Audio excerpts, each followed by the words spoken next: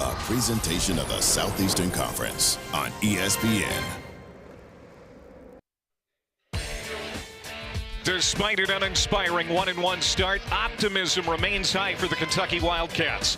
Tonight they play under the lights for the first time this season and hope to answer some questions as they meet their second MAC opponent of the year, the 0-2 Eagles of Eastern Michigan. Tonight, Kentucky native Cutter Boley makes his second career start at quarterback and first of the season. Zach Calzada injured last week, so Kentucky fans look to Boley to breathe life into the offense. Welcome to the Bluegrass State and ESPN College Football Primetime, presented by Dr. Pepper. It's going to be an interesting night inside this stadium. Kroger Field ready to go. Hi again, everybody. Clay Matvick and former Missouri All-American Chase Daniel. It's great to have you with us. Well, Kentucky last year finished 4-8. Chase, they were hoping for a fast start this year, but injury and mistake-prone game last week led to a loss to Ole Miss, and here they are 1-1, and now they've got to break in a new quarterback to boot. Where does Mark Stoops and this Kentucky team go from here? Well, they should have won that game, like you said. There was game management and communication issues all game long. It was hard for them to get out of their own way. Today, they're looking to do that against Eastern Michigan. The schedule does not get any easier for them as they go to Tennessee, or they go to South Carolina and Georgia. Kentucky coming off its 8th straight SEC home loss. Stoops says they feel good. He believes they're ready to rally around their new quarterback.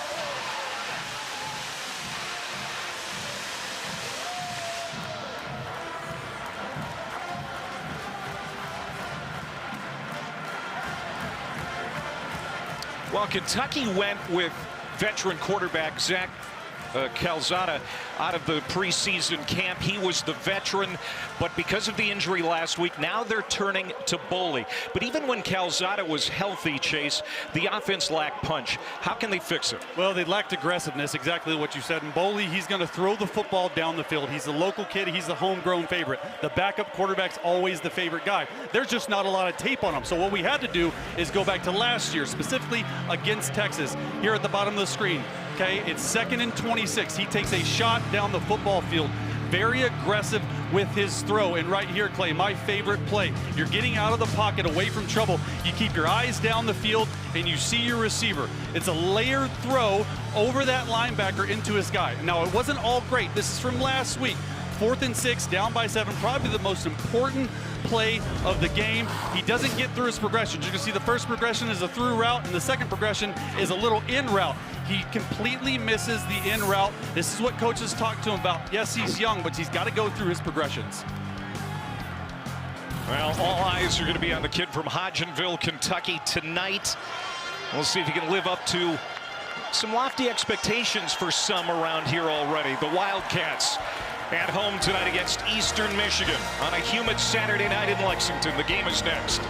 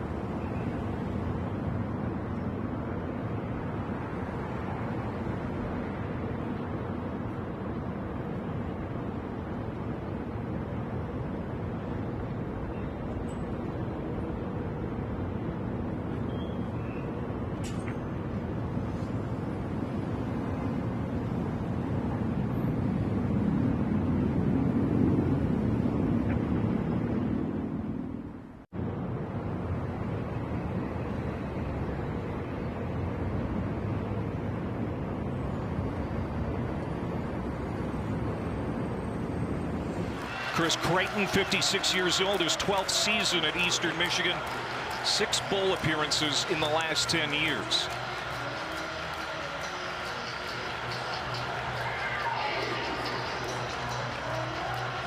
His team has lost 7 in a row going back to last season. This is going to be a tough place to have that losing streak come to an end. There is Javen Norman, a redshirt freshman return man, standing at the goal line as Aiden LaRosse has it on the tee for Kentucky. The senior from South Africa. End over end kick, and we're underway from Lexington. And the Eagles are going to start this ball game at the 25-yard line. Last week, Eastern Michigan suffered an embarrassing loss of their own to FCS Long Island in their home opener. It was deflating, and they're hoping to play better here tonight. Noah Kim is 23 years old. He's in his 6th year of college football. Spent last year Coastal Carolina, but before that 4 years at Michigan State. And he had 5 starts there for the Spartans. He's played really well this year. No turnovers. That's the biggest thing. Elusive, big play threat as a runner. They want to get him on the edge this game. And he's going to start with 5 wide receivers. Dante McMillan in the backfield. They're going to throw on first down. It's tipped up in the air, and it's intercepted. Picked off at the 35-yard line. Good return. Davron Rayner brings it back. First play of the game, interception, and a 25-yard return as Terion Nichols, the cornerback, tipped it in the air, and Rayner intercepted it. What a play by Nichols. This is exactly what the coaches told us this week. They want to be more aggressive on the outside. They let up too many routes on hitch routes, which are stop routes on the outside. He's driving the ball, and then Rayner is there for a play. You could not ask for a better start. 4th interception for this Kentucky defense already this year, and you no more than said it. For Eastern Michigan to have any success here tonight, they can't turn it over. And on the first play, Noah Kim has his pass deflected. And now here's Cutter Boley with great field position for his first start of the year.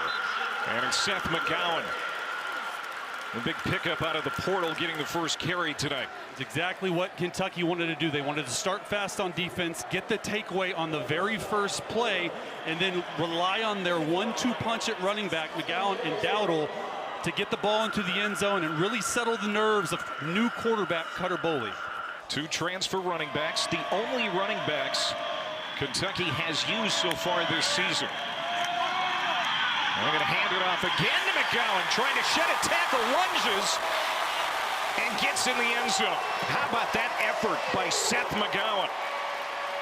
Tyrell Martin, the defensive tackle, was trying to pull him down before he could get into the end zone, but McGowan was having none of it. It looks like he kept his knees up. Powerful runner. I was down there on the sideline in pregame. He's got thighs like Saquon Barkley, and he does stay up. That's a touchdown. Exactly what you want to start the game. A takeaway 2 plays later. Run to Seth McGowan. 6-0 Kentucky. Transfer from New Mexico State, his 4th rushing touchdown of the year. Had 2 last week against Ole Miss, and the extra point for Jacob Conway is good. 2 plays, 10 yards, 39 seconds, and the defense gets a takeaway to set it up. Terry Nichols driving on it, and Rayner in the right spot at the right time. That's what we call a tip drill. Clay, tip it up in the air, tips and overthrows, got to have those. And here's the touchdown. Really strong run by McGowan. Says, get off me, let me get into the end zone. Says, you're too small. And then does a little dance. I don't know what the dance is, but he does it. Well, the run game so far has been a strength for Kentucky.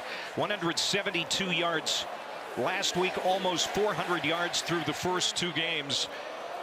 And they're going to lean on that quite a bit tonight, you would think, especially with Cutter Boley in his starting debut here tonight. It's their identity of their offense. They really want to run the football. They're only averaging 332 yards a game. That's the 2nd fewest yards per game in the SEC. Plus, they're breaking in a new quarterback. Hasn't started a lot. This will get the nerves settled down for Cutter Boley. First turnover of the year for Eastern Michigan. And it immediately puts him behind 7-0. And another kickoff here for Aiden LaRosse. And the same result, sails through the end zone. It's another touchback. So take 2 for Noah Kim and this offense as he comes back out. But how about Brad White's defense? 7th season as defensive coordinator. Lost 7 starters from last year. They've given up a lot of big plays the first couple of weeks, but they have really started well. No points allowed in the first quarter. And how about this start tonight for that unit? 4 interceptions in 9 quarters of play. That's pretty good. That's top 5 in the FBS. The biggest thing for them, they've started fast in all their games this year. No points allowed in the first quarter. The former shot clear out of the shotgun. Little end around here and a good run on first down, and that's going to be key for Eastern Michigan here tonight as Dante McMillan gets across the 30 to the 32. Run it well, especially on first down. Yeah, they want to stay ahead of the chains here versus this Kentucky defense who thrives off of turnovers. Going fast right here, looking to the sideline, trying to get in the best play. Tavier Dunlap, the former Michigan Wolverine, joining McMillan in the backfield.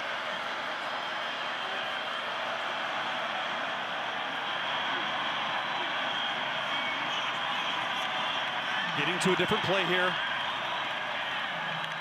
Second down and 3. They fake the handoff, pitch it out. This is Dunlap. Gets to the edge and gets a good run, picks up enough to get the first down and then some out to the 40. That's a gain of 9 for Tavier Dunlap. This is exactly where Kentucky struggles with open side runs. They're going to do a little read option with the quarterback. He option pitches it off the nickel, number 12. Staying ahead of the chains. Really good start here. They've settled in. Noah Kim, you saw changing the play because of what he saw defensively from the Wildcats. Went back to basics this week, did the Eagles. Just a lot of blocking and tackling in practice. Big hole up the middle. Good run for Dante McMillan. And he spins into plus territory inside the 45 down to the 43. Davron Rayner, the middle linebacker who had the interception, made the stop. McMillan's going to go right through the A gap. It's just inside zone. A lot of teams this year have not tested Kentucky in their internal 2 or 3 defensive tackles. Seeing here early, they want to. On first down, Kim looks right now. Rolls out to the near side, and it's complete. Caught at the 30-yard line by Terry Lockett Jr., their top receiver. That's his 14th catch already this season. He's a go-to guy for them. He's their best receiver. A little pump to the right, roll out to the left. That's really hard to do as a right-handed quarterback, but he throws it perfectly on rhythm and in time. And this is what they're doing right now. They're going up-tempo to get to the line of scrimmage. They're trying to see what Kentucky's defense is doing and then get to the right play.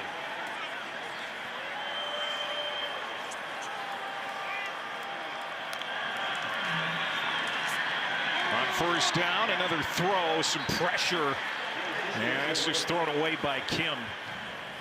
You know, the pressure on the quarterback last week for Kentucky, Chase, was pretty good, even though they didn't have any sacks to show for it. Brad White said we had enough pressure to be satisfied. Yeah, we were talking to the coaches. They were upset with the sack numbers, but the most important numbers are pressure. Can you affect the quarterback in the pocket? Can you get the ball to come out a little bit sooner than the quarterback wants? On second down and 10, Kim looking to throw. Straight back. Now he's rolling again. Throws off his back foot, and again, nobody home. Porter Rooks, the closest receiver, a super senior down there in the secondary, the transfer from NC State. So here comes a third down. They're in field goal range right now. No sacks, no negative plays, obviously no turnovers. You can quiet this crowd down here now, at least if you get some points on the board after the start you had. Look for them to attack the middle of the football field. That's where Kentucky's pass defense has struggled. On the outside, they've been good. In the middle of the field is where the hay's made. Again, Kim being chased. Has to get rid of it, dumps it off short. It is caught, and it's short of the first down. Hauled in by Ben Prosper. The junior college transfer gets 8. But it's going to be fourth down, and we'll see what Chris Creighton decides to do here. You're going to see Stephen Souls Jr., number 35, right in the middle of your screen. He's going to get through there. He's their most productive pass rusher. Already has 2 sacks, and there we are. Kim got rid of the football, but you're able to get pressure on the quarterback and keep them off. Rudy Kessinger, they're within his field goal range, but they're going for it on 4th down. Direct snap to Dunlap, and now whistles. And timeout called by Eastern Michigan. Oh, they had a huge hole there. They sure did. Oh, my goodness. Now, Eastern Michigan's going to talk about it after what looked like might have been a first down for Chris Creighton.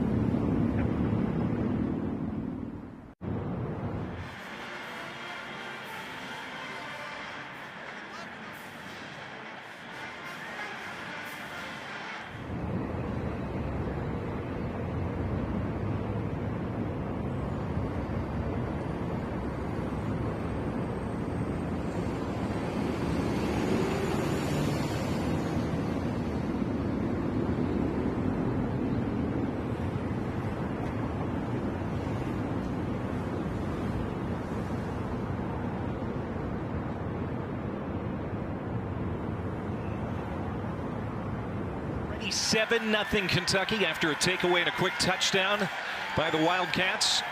Out of that timeout, 4th down and short for Eastern Michigan. They need 2 yards. Chris Creighton had a play drawn up. Looked like it was going to work, but timeout was called before they snapped the football. Yeah, I mean, look, they kept it on the ground. They were in Wildcat with one of their running backs. They called the timeout. They didn't like what they saw. It looks like the exact same play right here. And it is Dunlap, the running back.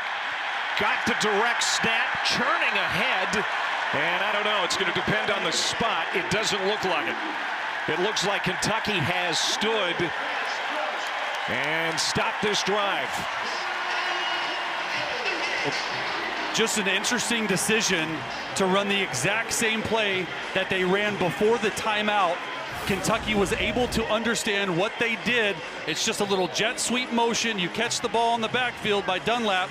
He tries to get through. It's a lot of beef to get through right there. David Gusta right in the middle of that defense.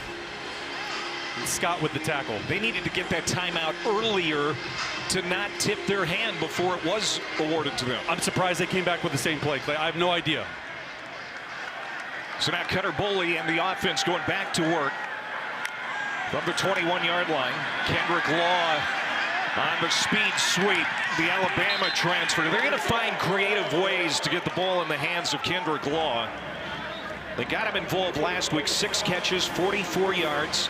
After not having any touches in week 1, and Bush Hamdan, the offensive coordinator, he's going to figure out ways to involve him in the offense. Yeah, Coach Hamdan told us that was our mistake. My bad is what he said, the exact words. No touches in the first week. A lot of touches last week. They have to get him 15 touches. He's their most explosive player. That's his first reception of the night. And now they go back to the ground game, straight ahead. And behind that big blue wall, Kentucky gets it out to the 30 with Seth McGowan, a gain of 7.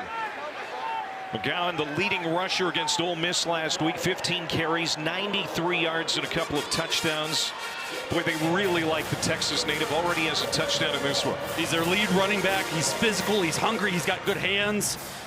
Get him the football. 20 carries a game. He is their cowbell. He needs to touch the ball 20-plus times a game for them to be successful offensively. And now Dowdell comes in a running back. But they're going to hand it off. And that's a first down. Dante Dowdell picks up 6, and they'll move the chains.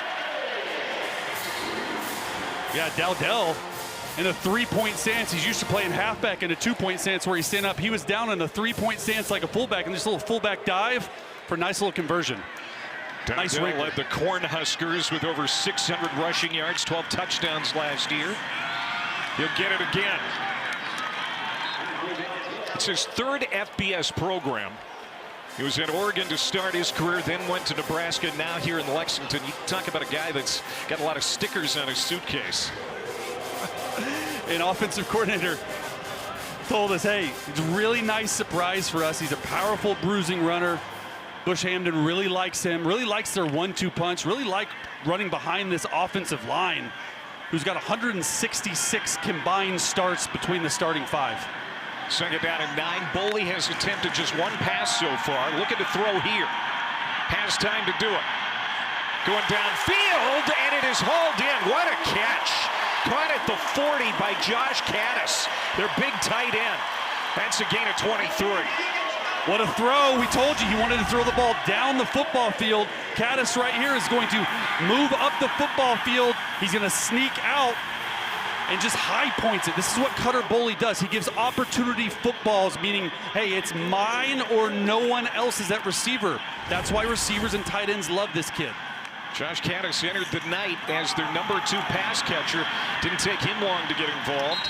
And now a penalty flag behind the run of Dowdell. Both of these teams have done a nice job this year eliminating offense penalties. Number 52, 10-yard penalty from the previous spot. Repeat first down. And penalty on Jalen Farmer, the right guard. It's an experienced O-line for Kentucky. Includes 3 transfers. Both starting tackles are transfers. And again, that run game is going to be so important to the quarterback tonight. And as I mentioned, 166 combined starts. It's the 3rd most experienced group in the FBS, but 4 of the 5 transfers came from a group of 5. They got to prove capable of competition at the next level. Dowdell is going to take off again for the sideline. He's going to be cut down at about midfield. It's a good tackle there by Doniel Rogers, the cornerback. It's been a rough start to the year for this Eastern Michigan defense. Gave up 479 yards of offense last week to Long Island. 231 of that came on the ground. They've done a really bad job at defending the edges, and you see early Kentucky trying to get to the outside. They're giving up 311 rushing yards per game, 2nd worst nationally. They've got Kentucky here in a 2nd and 19. Over the middle, and that's deflected, incomplete for Boley. He was trying to hit his tight end, Willie Rodriguez. Willie Rodriguez, very athletic tight end, that has a close friendship with Boley. Don't be surprised if he goes to number 81 a few times tonight. Absolutely. He's their athletic pass-catching tight end. He's what they call the F tight end. You have a Y, which is the blocker, and F, you can flex him out in the slot. 3rd and long.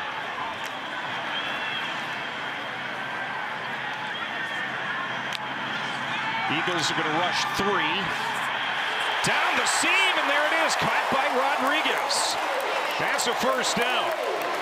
That is a tandem that has people excited on that Kentucky coaching staff. Cutter Boley told us he's going to be in the slot right here. Willie Rodriguez, you can't see him. Cutter Boley told us in meetings, he said, I really enjoy throwing to Willie Rodriguez and the tight ends. Sort of my security blanket. When stuff's not open down the field, I'm going to check the ball down to him. But he's open right up the seam. Perfect play call by Bush Hamden right there. Rodriguez credits Boley for maybe being the main reason he's on this campus. Play fake. Cutter getting some pressure from behind, throws to the end zone, has a man. It is caught. Incomplete. And another tight end throw to Caddis. And the crowd thought it was a touchdown, but they're going to rule it incomplete. And Caddis comes up limping, but this is the same exact play that they had. He's going to go over there and then right up the field. It's called a throwback to the tight end. A little play action. They block it up. There's only two people on the route. They hit this earlier for a big game, and it's a really nice throw. Just couldn't come down with the catch. Oh, he was juggling it a little bit. Play action. Throw into the end zone again, and another incomplete pass. That time he wanted Hardly Gilmore. Big wide receiver, good coverage in the secondary by Caleb Dobbs, the corner. And so now it's 3rd down and 10. You've seen Cutter Boley early in this game take shots down the football field. Only 6 attempts, 5 of those have been over 10 yards. They want to be more aggressive right here. Don't force it. Don't force it. You're in the red zone. You have points. Go through your progression, settle in. Drive has lasted 10 plays. 3rd down and long. Penalty flag down. Another throw and another incompletion. Intended again for Willie Rodriguez. We'll see what the marker's about. Looks like it's going to be holding usually when the flag's behind the offensive line. You're Eastern Michigan, right? Probably Personal decline foul, hands to face, defense number 53.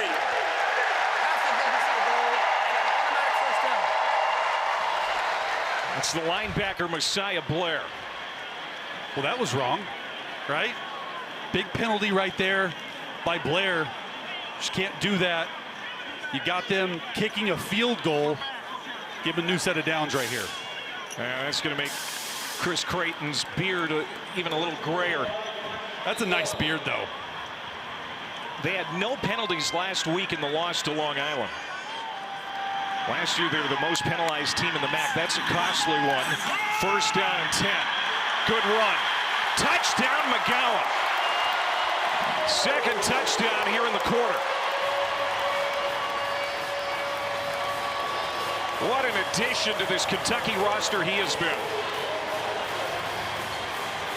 Just keeps churning those big thighs. I was down there in pregame, saw him, and it's just an unbelievable run. He breaks 1 to 2 to 3 tackles on this run right here. He's their guy. He's the guy they love. And just a crucial penalty by Blair on Eastern Michigan to give them a new set of downs. The very next play, in for a touchdown. Jacob Coway, redshirt freshman from Billings, Montana, splits the uprights. He's been perfect on field goals and PATs this year. 14-0 Kentucky. It's get right week for the Wildcats, and so far they're looking right. Seth McGowan in a gap scheme just right up the edge. Shows that speed, is able to get there. Lexington, Kentucky. Come on back.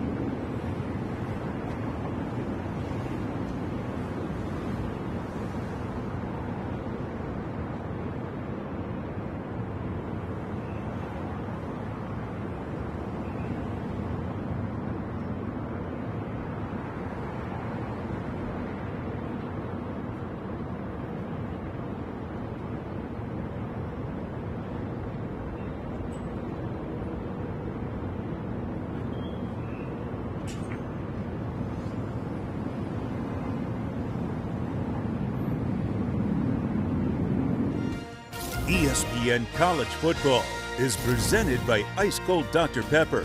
College football, it's a pepper thing. And marked by the salted caramel toffee iced coffee for only $2.99. Live free. Eat Sonic. An 11-play, 79-yard scoring drive in just over 5 minutes. McGowan, his second rushing touchdown of the quarter.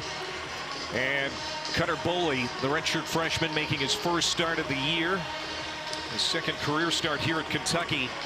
3 for 6, 50 yards passing on that drive. This offense looks a little bit different than what we saw last week. Looks completely different than the first 2 weeks. Cutter Boley is taking chances down the field. He's giving what Kentucky coaches called opportunity balls, meaning you're throwing it up to our receivers or tight ends and running backs, giving them a chance to come down with it. Really good start for Cutter right now. We talked to Bush Hamdan about simplifying the offense this week. That's what he wanted to do. Took some of the pre-snap motions out to, make things pretty easy on Cutter. A package of plays that they could always count on, in critical situations. But he looks pretty loose and comfortable right now. Yeah, and I think they would have taken the package of motions off regardless of who the quarterback is. They wanted to simplify, but especially with the new quarterback in the rain, makes sense. Well, Noah Kim is 2 of 5, 21 yards passing, looking to throw on first down, slips a sack, and will slide ahead across the 30-yard line. Noah Kim has an ability to run.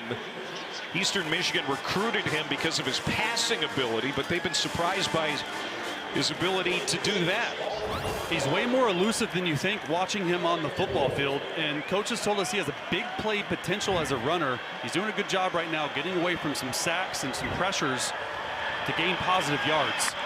Javier Dunlap in the backfield. He'll get it again and bounces to the right side. This Eastern Michigan running attack is winning some battles up front. They did lose their starting center and their captain, Mickey Revelinski, in the preseason. He's out with a broken hand, hoping to get him back soon. And they've moved some other guys around.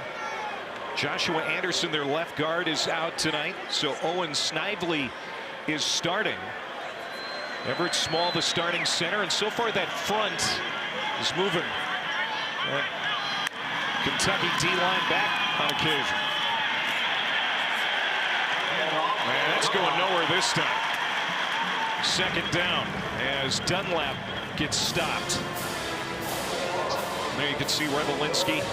He is the heart and soul of that offensive line for the Eagles, and they think they can get him back soon. And they're without left guard Joshua Anderson as well. He had 8 starts last year, probably their most experienced offensive lineman. But it's surprising to see the Eastern Michigan Eagles have success running the football vertically rather than horizontally versus this front.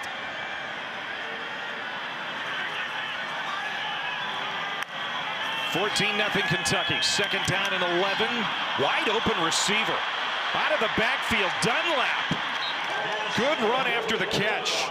He is their biggest running back. They like him between the tackles, but he can get on the perimeter too. And they bring pressure off this side, and Dunlap is just going to run outside right here up the seam untouched. This is a complete bust. Usually when you bring pressure off the slot side or the field side, a defensive end, which they call the jack linebacker in Kentucky's defense, should be covering him. Just a miscommunication there for Kentucky, and a huge play. 39 yards to the 24 of the Wildcats. Now Kim pumps, rolls to the right, looking downfield.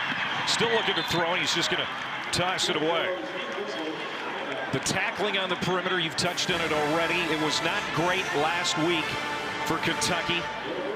They wanted to clean that up, but also some busted coverages on the perimeter too. Yeah, absolutely. Look, Brad White's scheme causes confusion for offenses, and sometimes it causes confusion for an inexperienced defense. He told us in meetings he wanted to simplify as well, let our guys play fast. So far, the miscommunication has shown up. Second and 10. Quick throw. Caught. And immediately, the receiver is wrapped up after a 3-yard gain. Jamarian Wheeler makes the catch, and now a third down and medium for Eastern Michigan. They got to 4th and 2 last time, went with a Wildcat run right up the middle, It's third down here. You got to be suspecting that they're in two-down territory, so it opens up your entire playbook.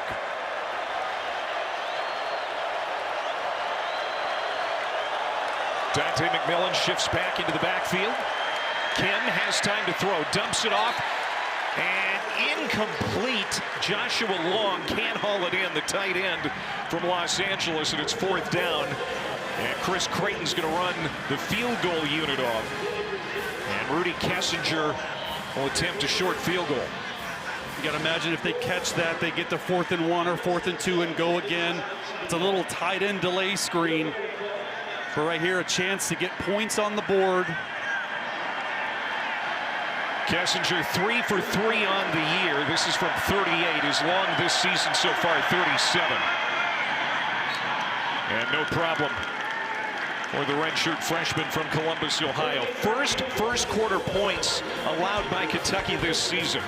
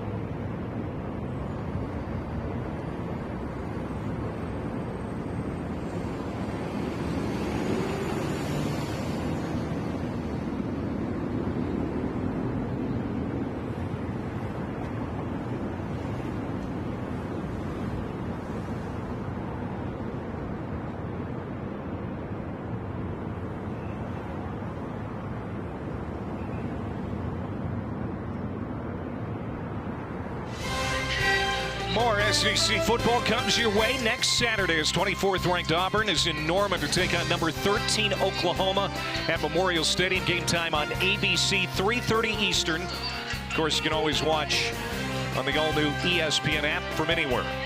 He's Chase Daniel on Clay Matvick back here at Kroger Field in Lexington, Kentucky. Kentucky has lacked explosive plays on offense this year. We're seeing some tonight.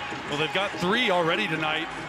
A lot in the pass game, 2 of those, and 1 in the run game, both coming from tight ends. When we talked to Kentucky coaches earlier this week, they said, hey, we got to get our receivers involved, but hey, they're getting the tight ends involved in the explosive pass game. And we got some video to show it and prove it, because Cutter Boley is pushing the ball down the field. Right here to Josh Caddis. The next one right up the seam to Willie Rodriguez. Hurling a guy and then punch it in with Seth McGowan. I mean, this is the Kentucky offense that they've been wanting to see all year long. They're off to a good start here in the first quarter. After that 8-play scoring drive that results in a field goal for Eastern Michigan, there's Cutter Boley again. Backed up Brock Vandegrift and Gavin Wimsatt last year. Played in 4 games last season. Small sample size, but they liked what they saw enough to make him the backup coming up out of camp. 8-yard pickup there on first down for Dante Dowdell. They wanted to bring him along slowly. That's why Calzada got the nod coming out of camp. They didn't think that Boley was quite ready for it, but they need him now. Second down and 2. Penalty flag comes down. It looked like a false start. We'll see.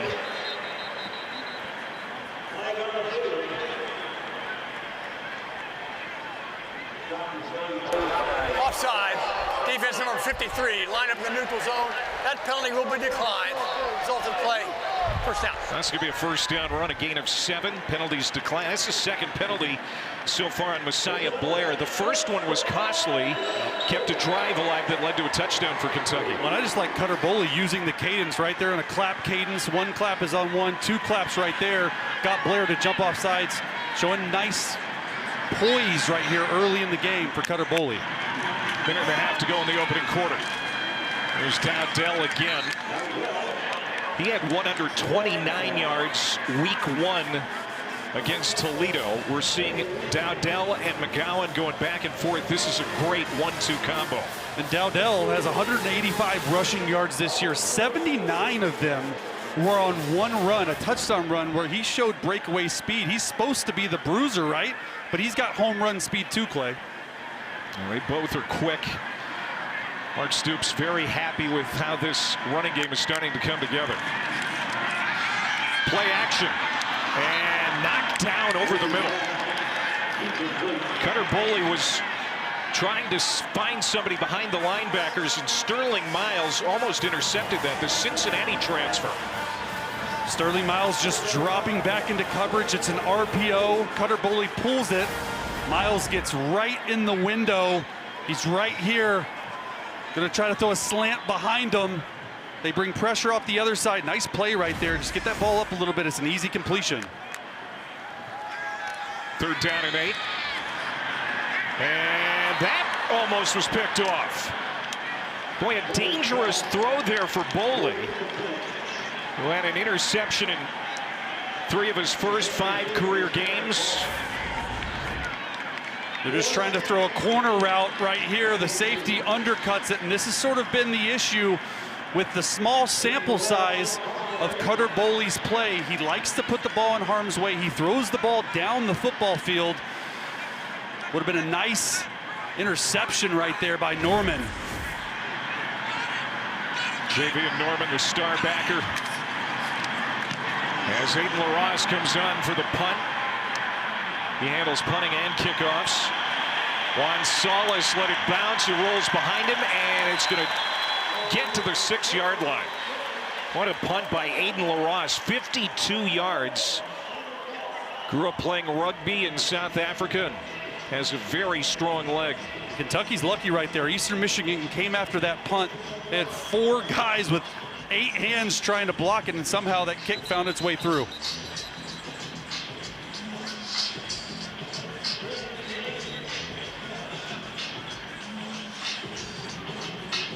So here comes Eastern Michigan again. 51 new players for the Eagles. 12 first-time starters, tied for the most in the FBS. Kentucky, of course, brought in a slew of new players as well, over 50. It's the age we are in college football. On first down, to the flat, caught. And Dante McMillan, who started his career at Weber State, he gets 6.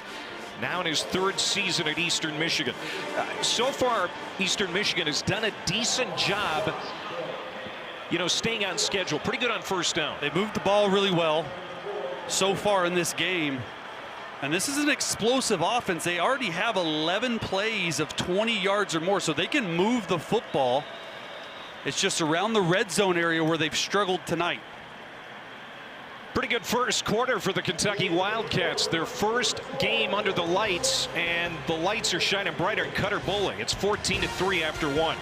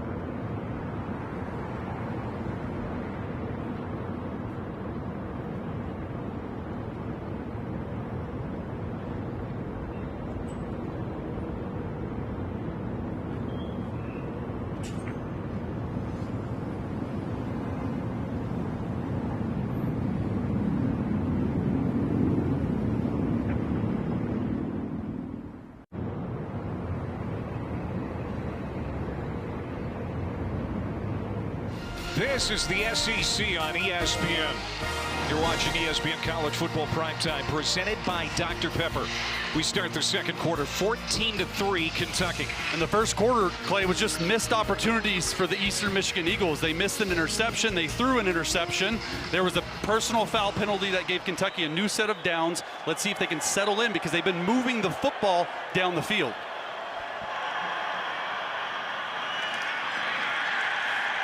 Nothing up the middle for Dante McMillan.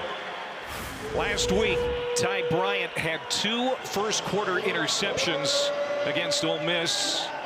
And on the first play from scrimmage tonight, Davron Rayner with a pick. It led to a touchdown a couple plays later. A really nice job by Nichols, the starter today at corner, being aggressive, going up, attacking the slant, getting the tip. Rayner finishing it off. 3rd down and 4. Kim in trouble from the end zone, throws it downfield, and it is caught. What a catch. At the 26-yard line, it is hauled in by Tanner LeMaster, the former Kentucky Wildcat. Did he catch this? Let's see. Ball looks to be in his hand. It's hard to see from this angle right here. LeMaster looks to have control. But Noah Kim, if this play stands, Houdini back there, going right, going left. Looks like it is a catch. But a heck of a play by Noah Kim. Big tight end. Was here at Kentucky the last 2 seasons. Tanner LeMaster appeared in only 1 game while he was in Lexington. But now Noah Kim takes off. There's showing that ability to run the football. That's a gain of 10 and another first down. This is what the coaching staff told us they wanted to do. They're going to be a zone read. Number 1's going to come down. Noah Kim's going to take this right up the field. Cam Olds playing that jack spot. Comes down too far and allows Kim around the outside, which is where Kentucky did not want to get beat coming into this game. Couple of yards on the ground for McMillan.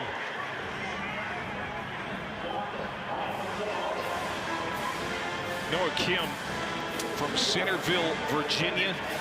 That's a suburb of DC. Didn't start at Coastal last year. Was looking for more fertile ground and comes back to the state of Michigan, where he once played for the Michigan State Spartans. Coaches absolutely love him. They love his work ethic. Cool, calm, collected. He's played a lot of football. He's the heartbeat of this offense. Eagles on 2nd down and 8, floating. And it's going to land incomplete. Noah Kim was trying to hit his tight end LeMaster in stride again. And another 3rd down, and we'll see if this Kentucky defense can get off the field here. Yeah, and look at 7 right here, Rayner. Okay, really good coverage. They love their linebackers to run sideline to sideline. Okay, he's 217, so he's really good in pass coverage. Well, he's been in the system for 3 years. And if I'm Kentucky defensively, I cannot let Noah Kim sit back there and pick you apart. They're playing man-to-man coverage. Bring some pressure here. Eagles 1 for 3 on 3rd down. Kim getting heated up. Being chased. Throws, and it's incomplete. Penalty flag down in the backfield.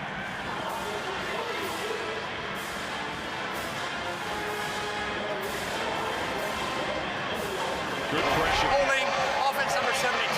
That penalty will be declined. It's 4th down. Mack into Stead, the left tackle, with the hold, and Eastern Michigan is going to have to punt. And they finally got pressure right up the middle. You're going to see Sam Green does a little stunt, comes from the outside, goes to the inside. That's where they have to attack this offensive line of the Eagles. They're without their starting center. They're without their left guard. Expect more of that as the game goes on. Ty Bryant, the aforementioned defensive back to return this punt. Tomasak's kick, fielded at the 22-yard line. Some room for Bryant up the middle, good return. Crossed the 45, and that's where he's toppled at the 47-yard line. Good return for Ty Bryant. He brings it back 26 yards. Cutter Boley and the offense coming back with good field position.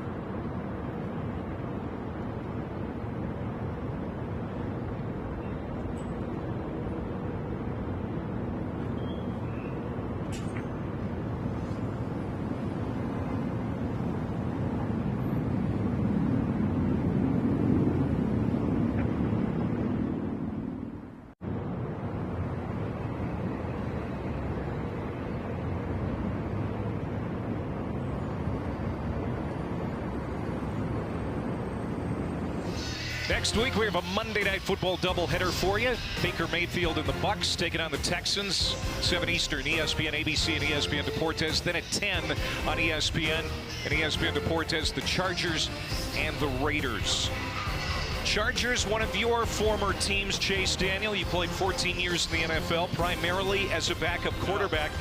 We're seeing Cutter Boley, who started the year as the backup for the Kentucky Wildcats, getting a shot to run the offense tonight. How was his week of prep? Caught in the flat. Kendrick Law, good move, and inside the 40-yard line of Eastern Michigan.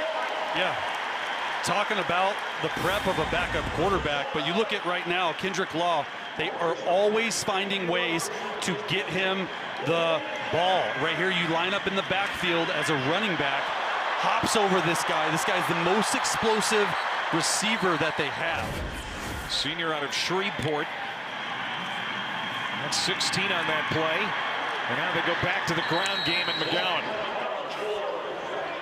And back to being the backup quarterback. Look, there's a lot of stuff that happens during the week when you're the backup quarterback, especially when you start the season. One, you don't get any reps with the ones. You have to run the scout team offense. So if the backup quarterback is playing this week, he's running Eastern Michigan's offense. So a full week of prep for Cutter Boley has been exactly what the doctor ordered. He's a lot more calm, talking to him in meetings. He feels good about this game. Can't imagine he's happy about the rain coming down. Lofts it to the corner, and it's caught. Hardly Gilmore hauls it in inside the 5. That's a gain of 30, first down and goal. And Gilmore, just a straight go route, said, I'm just going to run right by you down here. It's a one-on-one ball. We talked about it today. Opportunity balls. He beats them down the field. Gilmore is their most talented receiver. He's the most polished. He plays into the boundary. Nice throw, dropping it in the bucket right there. McGowan already 2 touchdowns tonight, stacked up. And it's going to be a loss of 1. Barry Manning making the stop. Here's another look at that throw. A little play fake, eyes down the field, gets the football up and down, drops it in the bread basket. They practice these throws all week into a hoop. And that was right in the middle of the basketball hoop right there. And Boley wants to throw here, looking to the end zone, wide open, caught for a touchdown. There's his man, Willie Rodriguez, the tight end.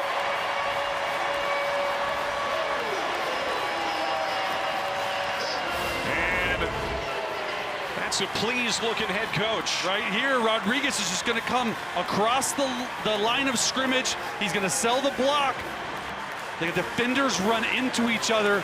And Clay, this is the first touchdown through the air that the Wildcats have thrown.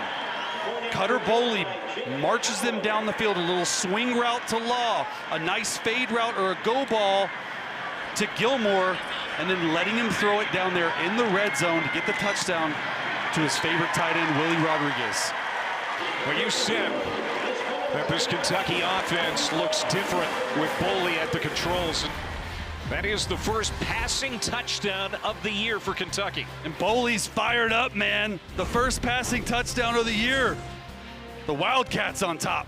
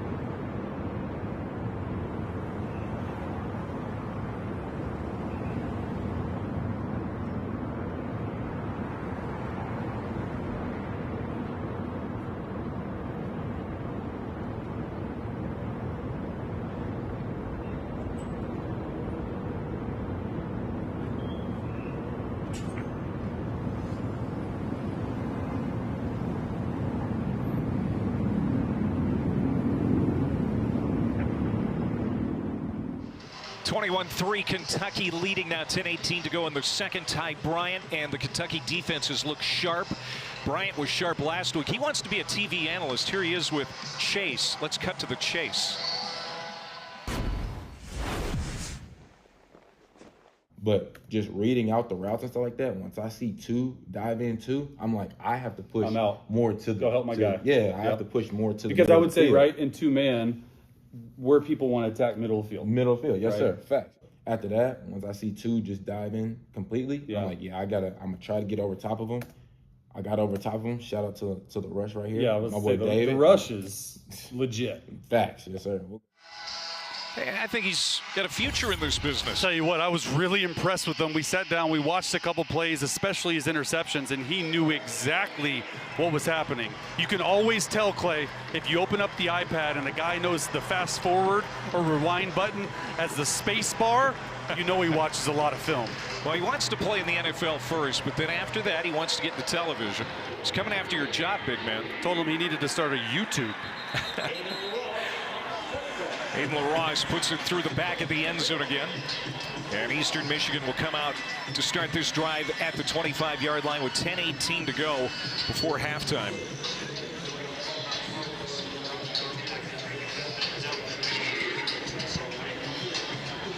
If I'm Eastern Michigan right here, we have to put together some type of scoring drive. This game is already getting out of hand. The rain is coming down. It affects how you throw the football. This is a big drive in the game for the Eagles. Rain is really coming down hard now. Kim looks right, comes back left, ball is tipped, hung in the air momentarily, and then lands incomplete, second down. Looked like Quay Sheet Scott, the nickelback, sophomore out of Marion, South Carolina, got his hand out. Just trying to set up the screen game right there. This is what the coaches told us defensively. They're not getting a lot of sacks, but they're getting pressures. And if they can't get sacks, get your hands up in passing lanes. We've already seen it on the interception, and then again right there as well. Kim, 6 of 14, 83 yards. He's been intercepted. Goes to the air again, has a wide open receiver out of the backfield, Joey Mattert. Their number 3 running back, his first touch, that's a gain of 22 on the reception. It's really similar to what they ran earlier. He's going to go right down the sideline, Mattert is, and no one has him. The linebacker, okay, is supposed to have him man-to-man. Number 44, Smith, he just completely drops him, and it's an easy completion and a huge explosive play for the Eagles.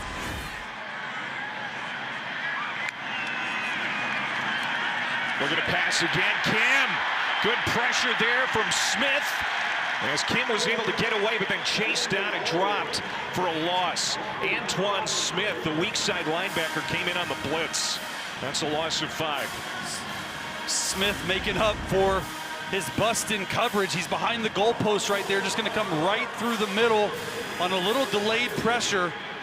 Misses him the first time.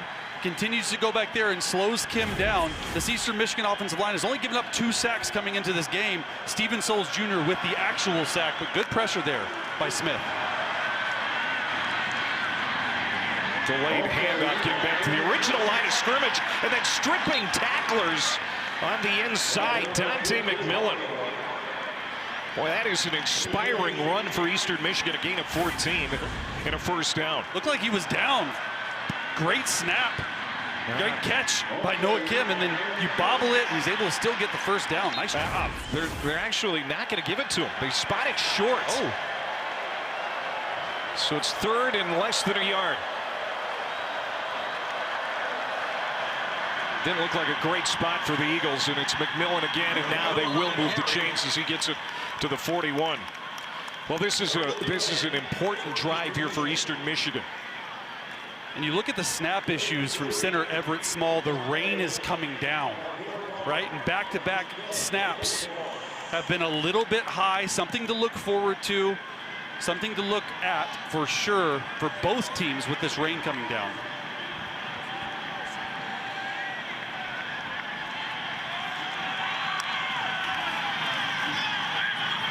Kim throws back.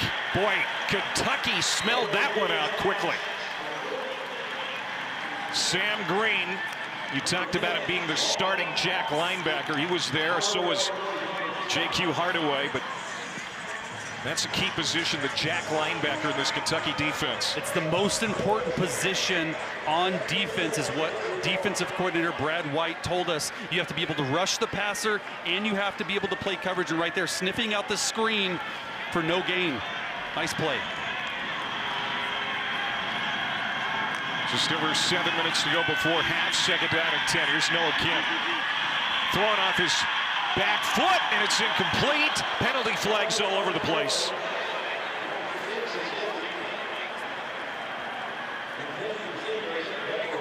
Boy, Kim has got a strong arm. That was an off-balance throw again. Kevis Thomas was in coverage. Pass interference, defense number 19. 15-yard penalty for the previous spot. Automatic first down. And he's bear hugging him right there. So difficult for a defensive back when your head is turned away from the quarterback to be able to turn it back and actually play the football. Really nice job by Kim, giving his guy a chance down the field, but just a penalty that should not have happened right there on Thomas. Nick Devereaux drawing that penalty. So first down and 10 from the 25-yard line. Jet sweep. Little running room. And another good pickup on first down. That time it's the wide receiver Ben Prosper picking up 7. He came into the night their second leading wide receiver. This is the third drive into the red zone area. They came away with only 3 points last time. And now Dunlap again. Kentucky ready. Tavion Gadsden, the big defensive tackle. He's right there, no gain. Gadsden missed all but 2 games last year with a knee injury. He's happy to be back. 3rd and 3 right here. Big down for Kentucky's defense. You got to imagine they're going to come up and play press man. Do not allow the underneath completions. They have had success the past few third downs blitzing up the middle. Let's see what they end up doing here.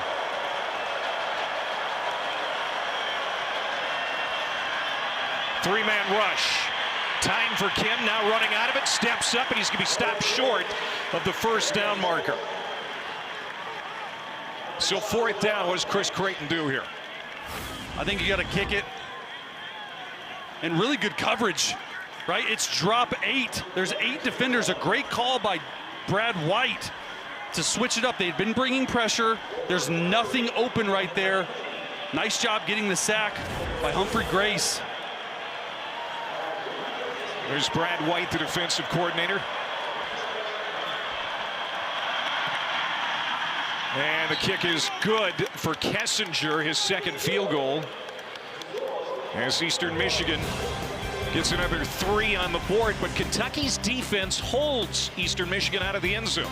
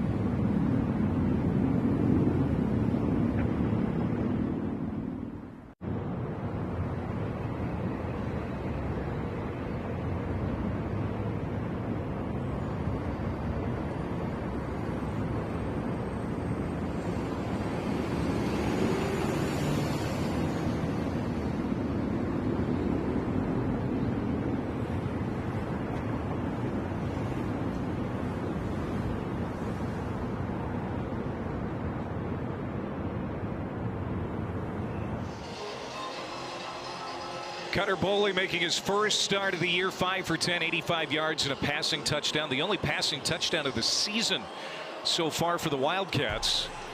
And he's been coming to this stadium for a long time. Lifelong Kentucky fan. He's from Hodgenville, about 80 miles from here. And when we talked to him yesterday, you could tell he was fired up for this opportunity.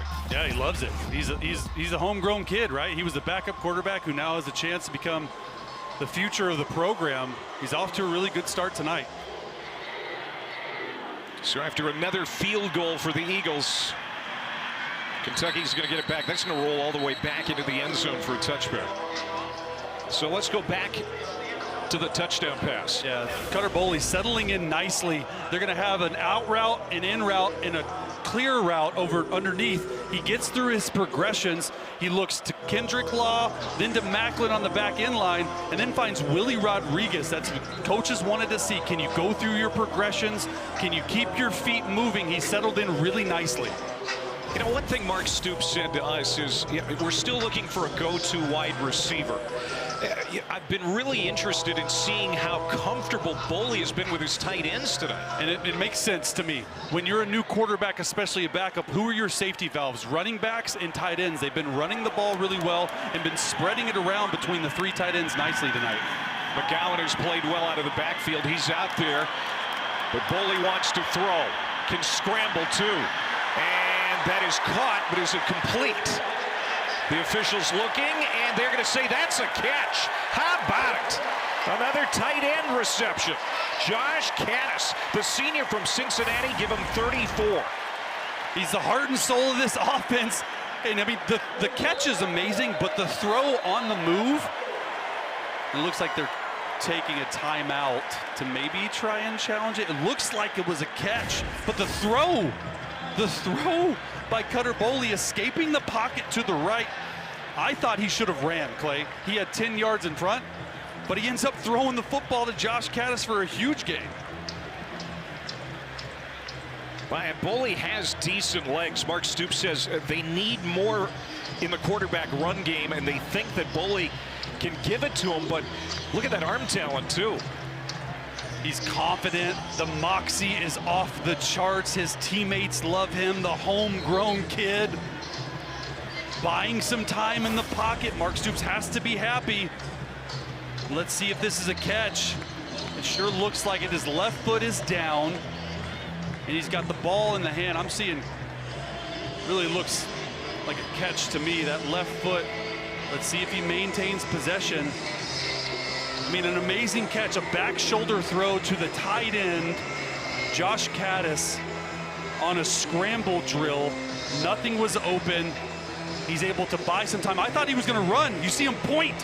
Said, go deep down the field. This is what the Wildcats have been missing, Clay. Oh. And a lot of fans would agree with you on that comment. Josh Caddis, his dad, Eric, played 7 years in the NFL as a tight end with the Bengals and the Jets. That was a pro-type reception there. As McGowan starts chewing up yardage again. Man, has he been explosive out of this Kentucky backfield. 17 more yards for Seth McGowan. Every time he touches the football in pistol, it's explosive. He likes to run in between the tackles. You see the vision and the cut there to get outside, pointing at the security guard. You like that? Like Kirk Cousins did. McGowan now 7 carries, 49 yards, 2 touchdowns. They feed it to him again. What a spin at the 21-yard line. Stays on his feet and leans inside the 20, a gain of 4 on first down. Seth McGowan, Texas native, began his career at Oklahoma. We talked about this, the explosive plays down the football field. There was a lack of aggressiveness the first 2 weeks. Clearly not the case tonight. Another strong run for Seth McGowan. 10 yards, first down. And they're going to move the sticks inside the 10. Goal to go, Kentucky. This big blue wall is just completely wearing down this front. Look at this push. They're not trying to run anything fancy. I mean, you could drive a Mack truck through that. He didn't get touched till he's 5 yards down the field. You got to imagine more of that pistol. See if they run inside zone right at him again. False start.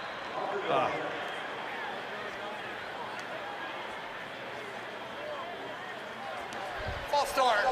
Offense number 50. 5-yard penalty. It remains first down. Well, Alex Woolschlager, one of those members from the Big Blue Wall, right tackle, transferred in from Bowling Green. Was one of the top O-linemen in the MAC last year. He's been a good fit so far with Kentucky, but that penalty will move him back to the 15-yard line.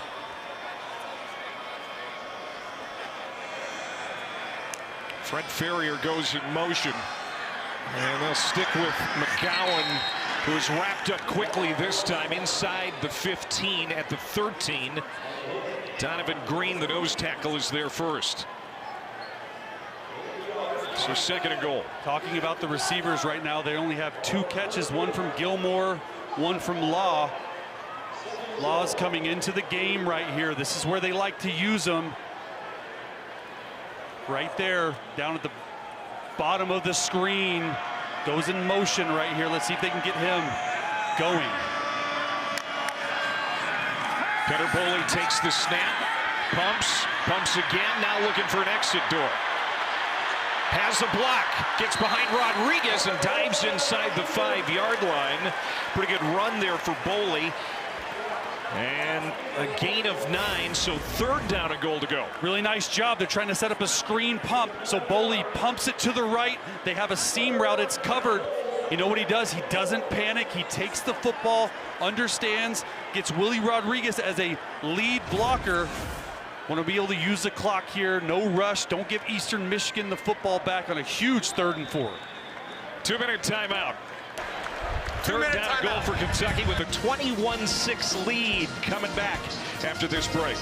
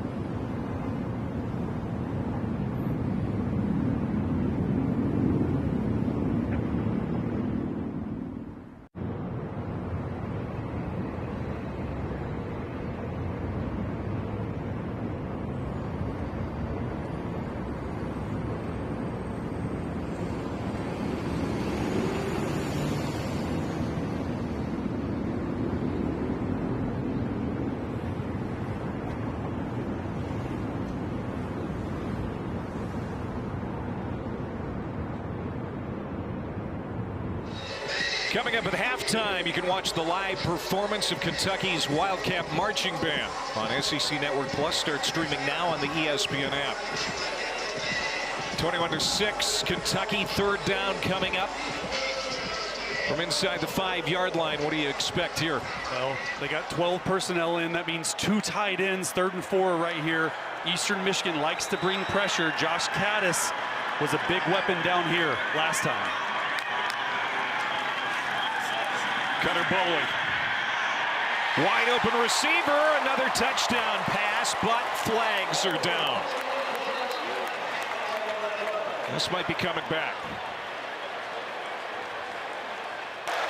Holding on the defense, number 6. The penalty is declined. Result of the play is a touchdown. Josh Caddis. Couple of big catches on that touchdown drive.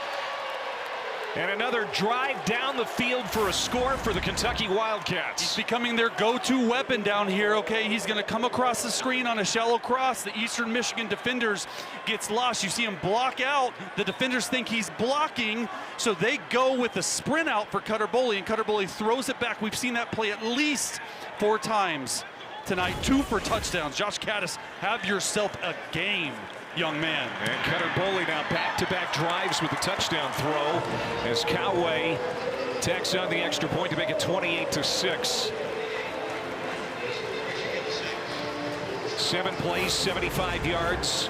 Boley 2 for 2 passing on that series. It's a great play design right there from the offensive coordinator, Bush Hamden. Roll Cutter Boley out to the right. Drag your tight end Caddis on the opposite side of the field to the left. Find an easy completion for your young quarterback. And man, Cutter Boley, 7-12, 123 yards, 2 touchdown passes. Obviously through the air, the Wildcats we had mentioned had not thrown a touchdown pass coming into this game. Already have 2 in the first half today.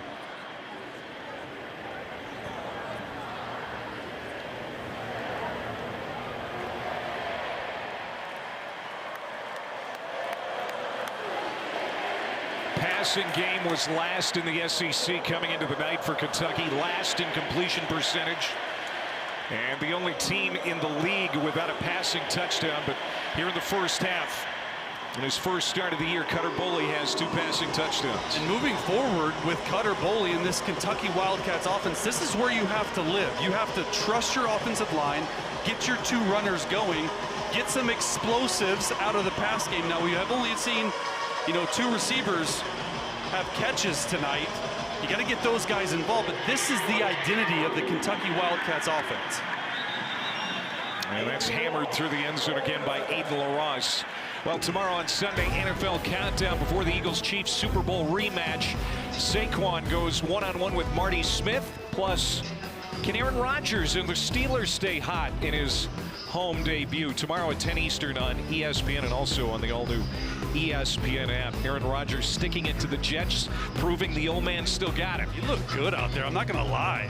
Clay, 4 touchdown passes for Aaron Rodgers. Pretty good. DK Metcalf getting going.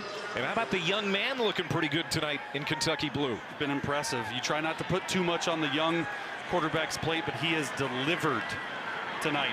The rain has stopped as Noah Kim and the Eagles offense comes out with just under 2 minutes to work with. And just 1 timeout. Dante McMillan out of the backfield gets it to the 30.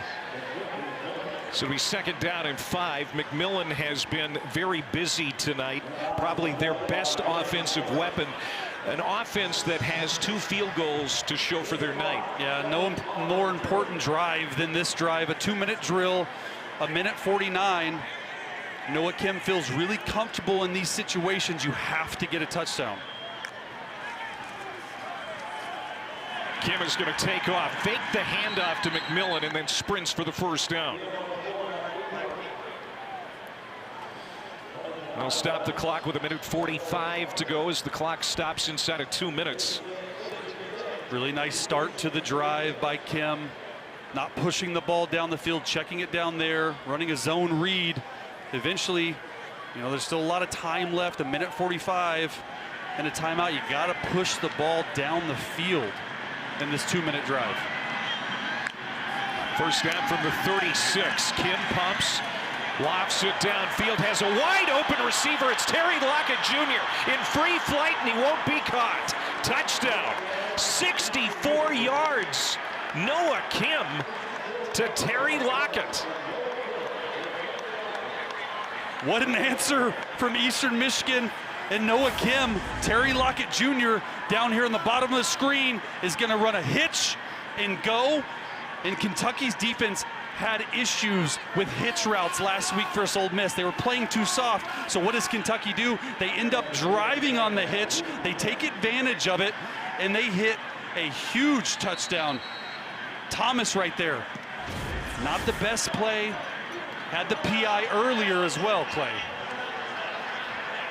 Kentucky calls a timeout here with 1:36 to go, as they're hoping to get the football back, and probably going to talk some strategy here before they might be able to do that. But, you know, as well as this first half has gone for Mark Stoops' team here, that's a sour taste, I'm sure, in the coach's mouth right now. Especially from the defensive back who's had a PI already, right? And you give up a big double play. You're trying to teach aggressiveness at the corner position. After what happened last week at Ole Miss, you try to get an interception, which is not the case. You want to just let him have the football in front of you.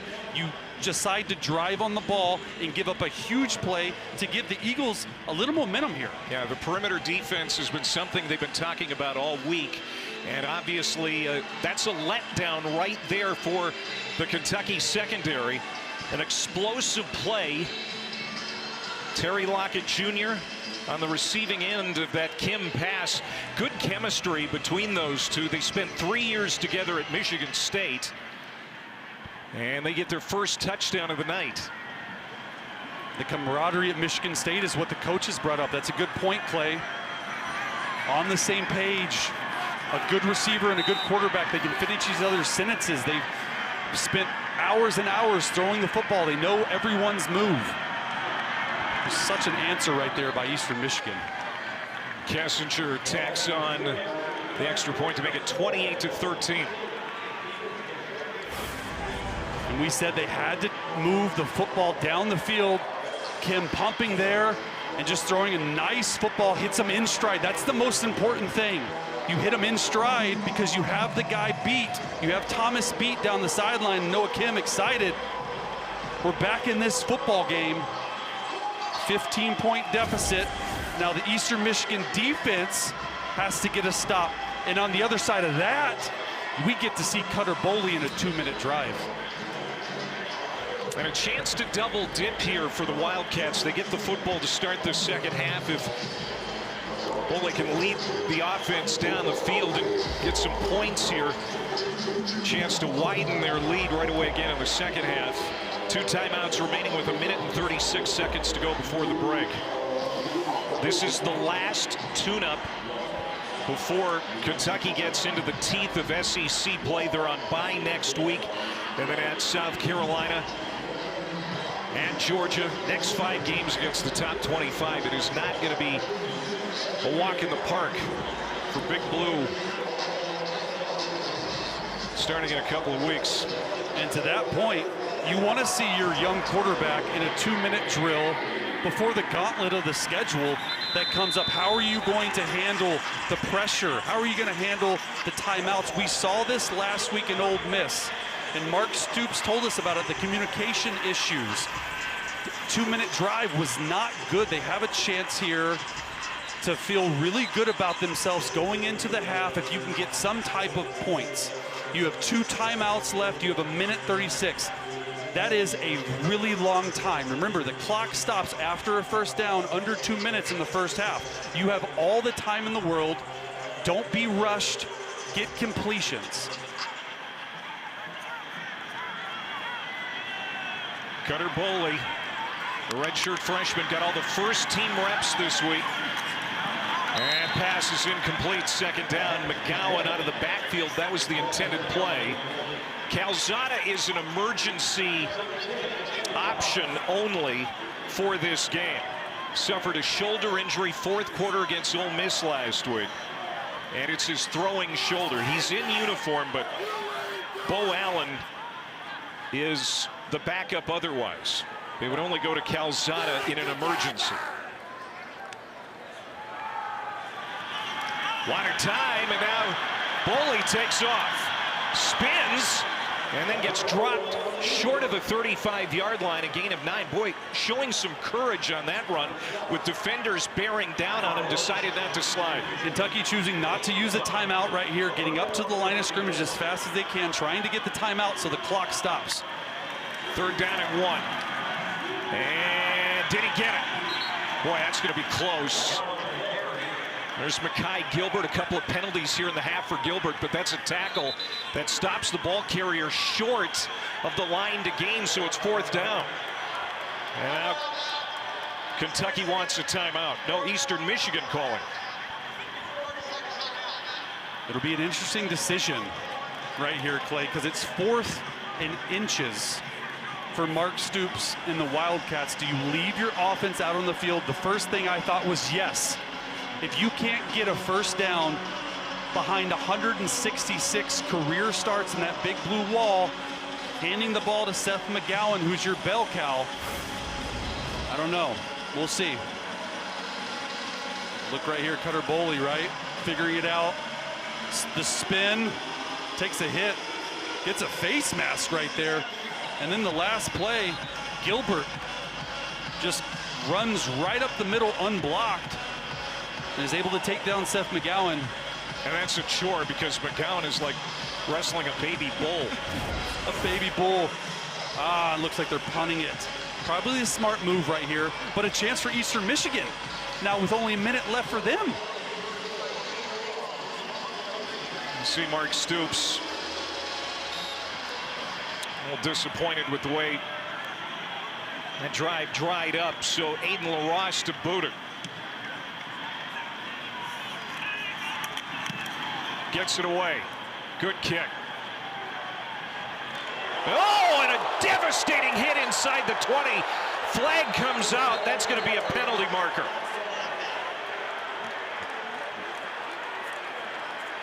Kendrick Law coming down as a gunner just lit up Juan Salas. Too early. Too early. Gosh, but Kendrick Law can do it all. Just got to be smarter in that situation. You already have him pinned down in the 20. Didn't give the returner Interference, the opportunity to catch a kick. Kicking team number 1. 15-yard penalty. That's the 2nd week in a row that Kentucky has committed a penalty like this. And this is sort of what happened last week, Clay, right? The 2-minute drive is non-existent. It's an incomplete pass, a run, and then a big-time penalty, a 15-yard penalty. I thought he got there a little early, and then look, this is the 2nd time that Eastern Michigan has come after this punter and almost blocked the kick. If you're Kentucky's defense right now, you have to stop Eastern Michigan. You cannot give Eastern Michigan any confidence going into half. I can't believe Juan Salas walked away from that. Yeah, that was like a car accident. Heat-seeking missile. No timeouts remaining for Eastern Michigan. 50 seconds on the clock. Noah Kim, 64-yard touchdown pass the last time they had the football. Has time to throw. Leans into one, gets it down the middle of the field, and it's caught in Kentucky territory. At the 41-yard line, it's Joshua Long, a gain of 25. No chance to stop the clock for Eastern Michigan after they reset the football. This is where they've struggled, in the middle of the football field. Nice job by Kim, taking a shot down the middle of the field. Kim unloads again, a little underthrown, coming back and making the catch and getting to the sideline. That's Wheeler, but they're going to keep the clock moving. Forward, he was tackled in bounds. As J.Q. Hardaway keeping him in bounds. 20 seconds to go. From the 32, Kim, incomplete.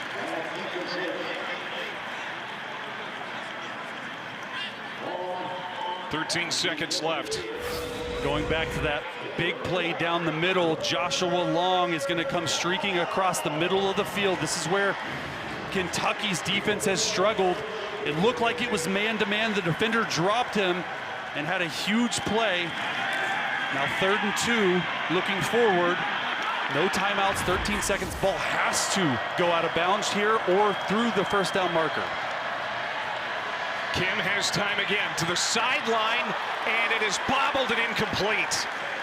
That stops the clock with 8 seconds left and brings up 4th down. Wheeler couldn't haul it in as Hardaway was in on the coverage. Looks like they're going to try to kick it right here. Smart move, but decide to take the shot down the field. And I like that because the clock stops, right, Clay, on a 1st down. And man, did Kentucky catch a break right there, because he just pure out dropped that football. Well, Eastern Michigan, after their defensive stand, now trying to get points ahead of the half. 50-yard attempt for Kessinger. Low kick, end over end, and it is good. 50-yarder for Kessinger. 3 field goals in the first half. 38, 39, and 50 yards. You see Eastern Michigan and the Eagles, man, they're fired up. You get 10 points in about 1:50. Go down there, the kicker's fired up. Coach's beard is showing off, man. Look at him, flexing on him. Let's go. Okay, the baseball. But I mean, just such a great job by Eastern Michigan, which was down a lot, 28-6. And then you go down, you get 10 points in the last 1:50 of the half. Wow, the Yankees, the Red Sox once again on our Sunday night baseball matchup. Final meeting of the regular season between these two great rivals. 7 Eastern, ESPN, ESPN Deportes, ESPN Radio. Coverage begins at 6 Eastern over on ESPN2 with Baseball Tonight. Sunday night countdown. Chris Creighton and the Eastern Michigan program. It's a blue-collar program. They are hardworking. They are always in the football game. It was a tough year last year. Didn't make a bowl season game, but they've had a tough start to this year. They're in this ball game right now, down 12. And the word that Chris Creighton told us in production meetings was belief. I have belief in my program. I have belief in what we do. We are a blue-collar program, and he's got to feel really good about going into the half, only down 12 versus a Kentucky team who on offense has looked almost unstoppable, running the football and throwing the football. But going back to last week, the operational issues, 2-minute drive, all this stuff was not good. It's not looked good tonight either. And Kentucky's just going to take a knee and take it into the locker room. So on balance, Cutter Boley, pretty good first half, but still some things operationally at the end of the half that they need to work through. And Kentucky will have the football to start the second half, leading 28-16.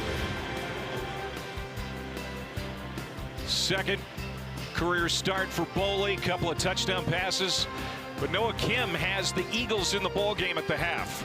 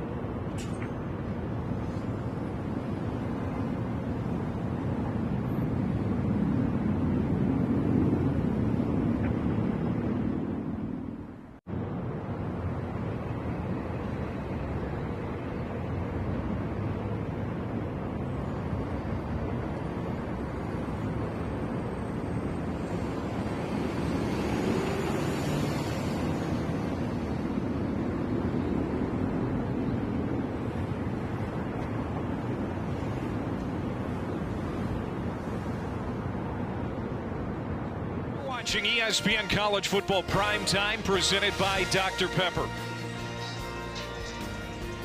Back here in Lexington, and you're watching the SEC on ESPN. He's Chase Daniel. I'm Clay Matvick. Welcome back to the broadcast booth. Good first half, all in all, for Cutter Boley's second career start. Kentucky has the lead over Eastern Michigan at the half. He has a couple of touchdown passes. First touchdown passes of the year for the Kentucky offense, so that's promising for Kentucky, but still some explosive plays being given up by the Kentucky defense. And right now, this game is still hanging in the balance because of this 64-yard touchdown pass, Kim, to Terry Lockett. You're going to see a double move down here at the bottom of your screen. This is right before half. If you're the corner, Thomas, you cannot give up this play. They ran a hitch and go. This changed the complexity of the entire game, gave them some confidence coming out here to start the second half. All in all, Kentucky wanted to be cleaner, smarter, better. Did you see enough of that in the first half for the Wildcats? Offensively, they look like they have an identity, and that's running the football, getting their tight ends involved in the pass game. But you still have to play defense. And right now, Noah Kim, the Eastern Michigan quarterback, has 208 pass yards. Kendrick Law on that return, and a flag comes down on the opening kickoff of the half. Holding, turn team number 84. Half the distance to goal, first down. Cutter Boley, 7 of 13, 123 yards passing, but you can see the stats for both teams pretty similar in a lot of categories. Yeah, Cutter's done a really nice job in the first half, just sort of settling in. It's his first start of the year, second time playing in the game. Communication, the operation on offense for the most part between center and quarterback have been good. They're going to run it on first down with Dante Dowdell. Pickup of 4. The run game helped Boley settle in the first half.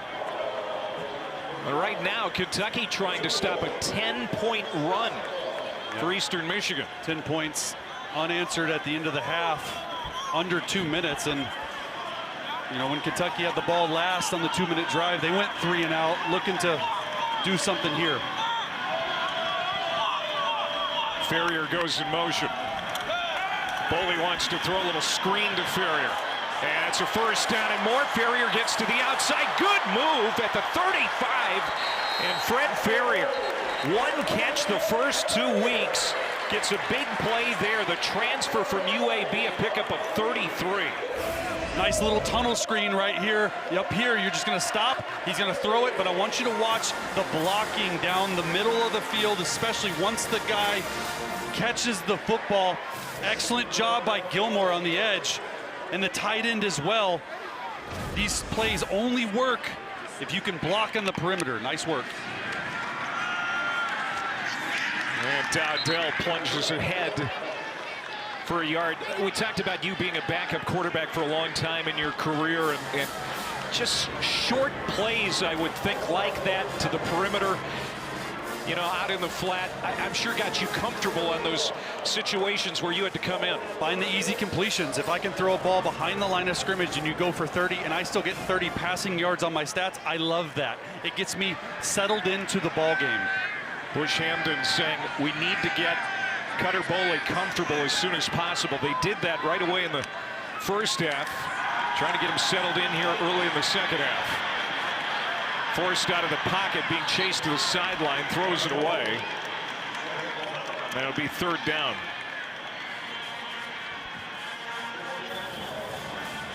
Nice job right there by Cutter Boley, seeing something on Eastern Michigan's defense.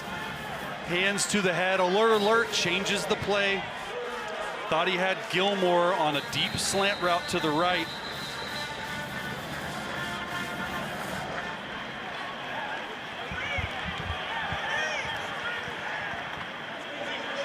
And timeout.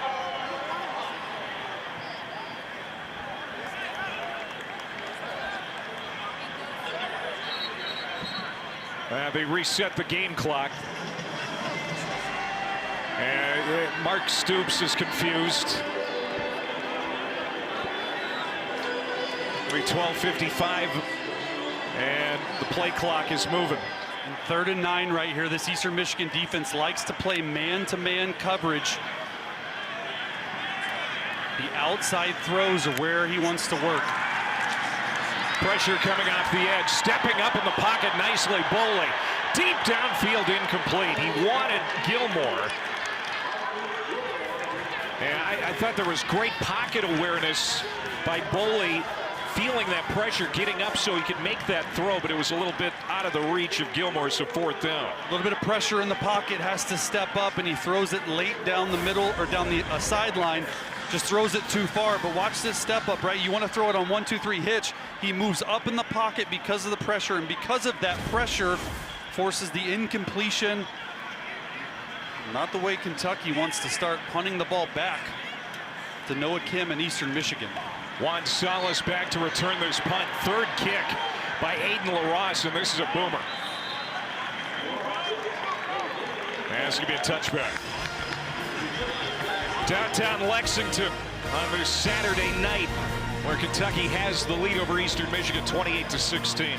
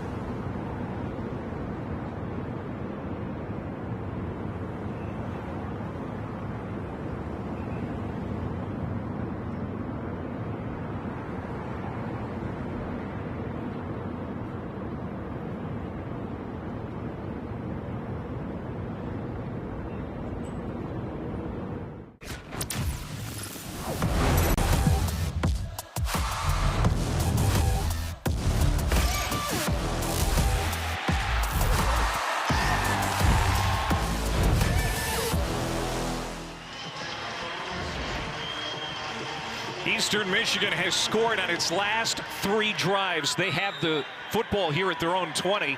Chance to make this a 1-score game. Somebody on Kentucky make a play on defense. 2 backs to either side of Noah Kim, the quarterback rolling out. Former Michigan State Spartan is incomplete on 1st down. Good coverage by Scott, the nickelback. Terry Lockett Jr., who had that 64-yard touchdown reception at the end of the first half, was the intended receiver. You know, there's some stars on this Kentucky defense that really need to start standing tall. Afari, the weak side linebacker, comes to mind. He's their best player on defense. I mean, he's put weight on. He's made him much better against the run. We have not talked about him at all tonight. There he is. He's the weak side linebacker. They really like their backers. Got to make a play in the run game here. And the run game going back to work. McMillan, he is stacked and tossed down by Khalil Saunders, the defensive tackle. Gain of 1, so here's a 3rd and 9. And if I'm Brad White, the defensive coordinator for Kentucky, I have to do something to get Noah Kim off schedule, whether it's pressure. We've seen him drop 8. His scheme in general confuses quarterbacks because he's all over the place. You see everyone standing up right now. It's called a joker look inside. Okay, see if they bring some pressure out of this. They send 5, and now it's whistle dead.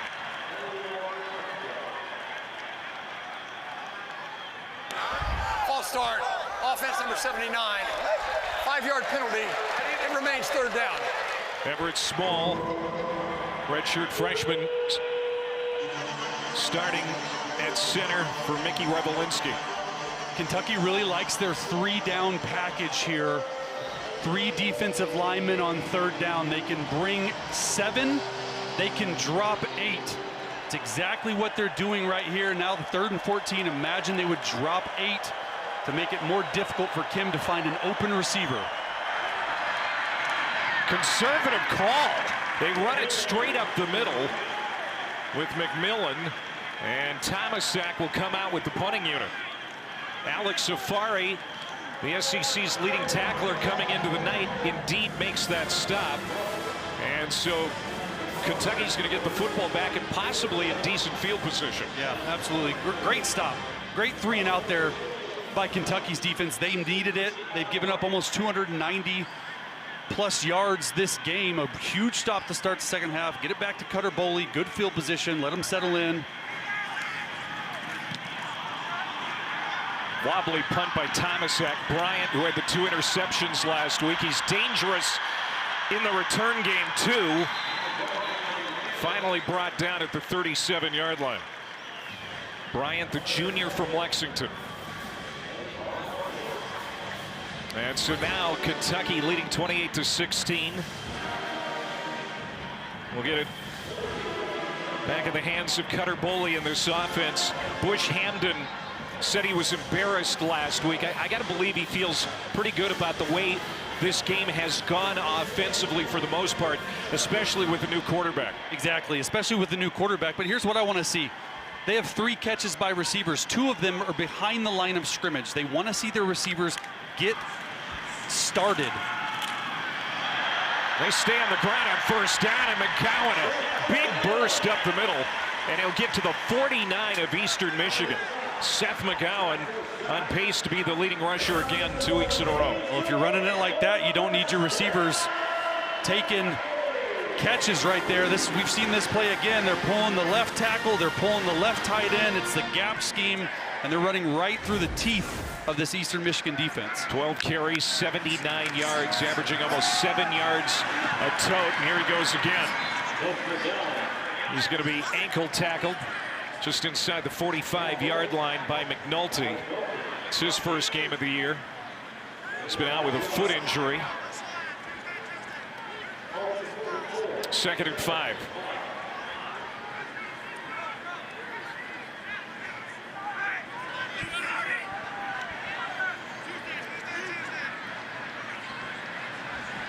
Ferrier comes to the near side, and Boley wants to throw, has plenty of time. Still looking, pointing downfield, and now he's going to tuck it. Good coverage in the secondary by the Eagles. Boley gets close to the line to gain. Sterling Miles angled him out of bounds. And this is growth for Cutter Boley. Even early in the game, we saw that dropped interception on 3rd down. Nothing was open. I mean, they had everyone covered. Don't put the ball in harm's way. use your legs, exactly what Bush Hamden wanted to say. A nice job there on the first down scramble to get the first down, excuse me. But that's growth within game. That's what they wanted to see. Yeah, Mark Stoops. So we've had very little in the way of a quarterback run game the first 2 weeks. That was impressive there to extend the play and get the first down. Now McGowan again. Running backs coach Jay Boulware coached McGowan at Oklahoma before he ran into some legal issues, got in trouble with the law. But he's getting his second chance here in Lexington, and you can tell that McGowan appreciates it. And he's been a workhorse tonight. 2 touchdowns, 84 yards on the ground, real 90 now, 14 carries. We were talking before the game, Clay. We said, hey, this guy, McGowan, needs to get at least 20 touches in the run game tonight. He's well on his way there. 2nd and 4. That little bit of daylight closed quickly up the middle, so it's going to be 3rd down. Eastern Michigan, they got back to basics this week in practice. A lot of missed tackles the first 2 games of the season. Chris Creighton says his defense was hungry for a better performance tonight, and they need a big stop here on 3rd down. Biggest issue they've had, Clay, they've missed 48 tackles in 2 games. They've tackled pretty well here so far tonight. Out of the shotgun, Bowling. 3rd and 4, and it's dropped. Incomplete. Fred Ferrier had it and lost it. That would have been a 1st down. Instead, it's 4th down. And it's going to be a really long field goal attempt now for the Kentucky Wildcats. You see right here, right in his hands. You don't want to jump if you're the receiver. Perfect throw. Nice field goal range right here, though. Well, they trust him at this distance. Jacob Coway, the redshirt freshman from Billings, a 51-yard attempt, and it's off the upright but gets in. Jacob Coway doinks it off the upright and sneaks it in from 51 yards out. And he stays perfect on field goal attempts this year. I was hoping you'd use the word doink. That was impressive there from 51 yards. Just going off the top of the upright, getting the dealer's bounce right there. He made it. Kentucky, Eastern Michigan when we get back.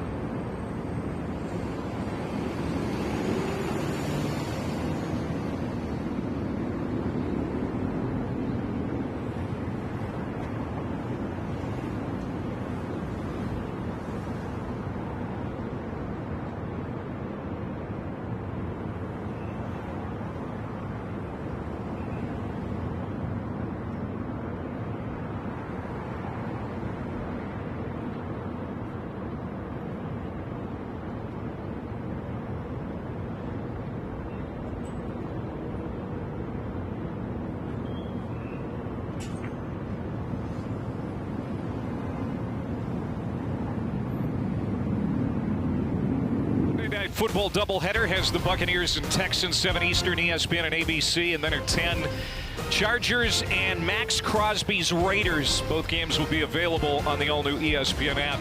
The MAC has always produced great players, including Crosby. He is the general manager of the Eastern Michigan college football program. He was hired back in April by Chris Creighton. Yeah, what does that mean?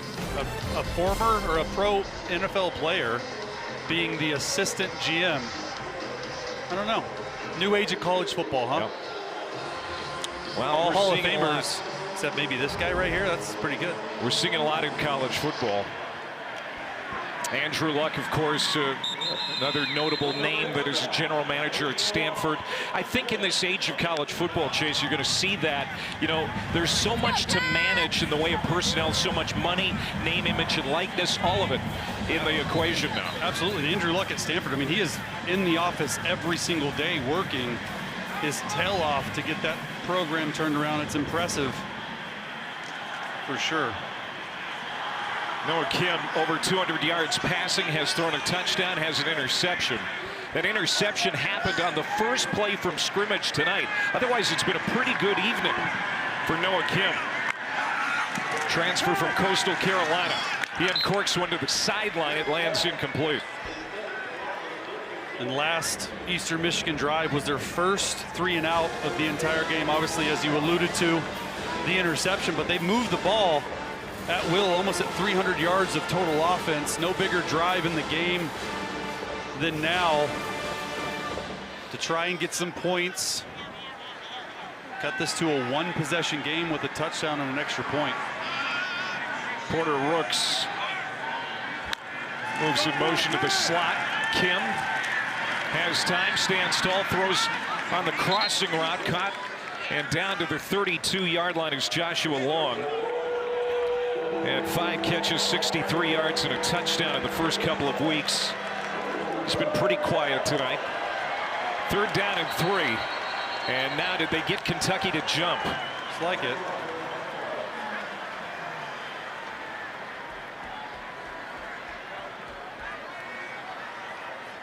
Ken Williamson, our lead official tonight in the white hat.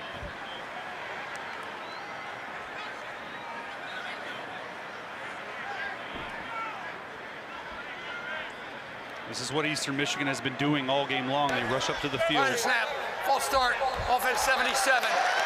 5-yard penalty. It remains 3rd down. Doji Dawe, the right tackle from Mali. He has been learning the college game as he goes. Let's check him out right there. It looked to me that the nose tackle jumped first, and then he reacted off of that. But 3rd and 8. So a break for Kentucky. Eastern Michigan just 2 of 8 on 3rd down. Comebacker caught well short of the line to gain. They needed the 35, and Devereaux doesn't get there.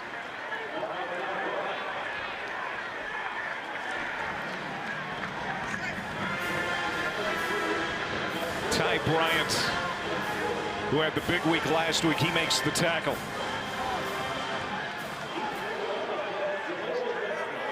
Thrown underneath the sticks there to try and get the 1st down. Nice job tackling in open space by that Kentucky defense. Something they harped on all week long. 3rd punt tonight for Mitchell Thomasak. Jamori Macklin is going to take a turn here returning a punt, but another flag comes in. This might be delay a game. Delay a game, offense, 5-yard penalty. It remains 4th down. So they'll back it up 5 yards. Unlike Eastern Michigan, they're one of the least penalized teams in all of FBS. They came into the game with no turnovers, being really not penalized a lot. And now Macklin comes up. Bryant's going to come back out to return this punt. And again whistles, and we've got a holdup. It's a clock knot. Please put 6:41 on game clock. 6:41. So they're going to reset the clock.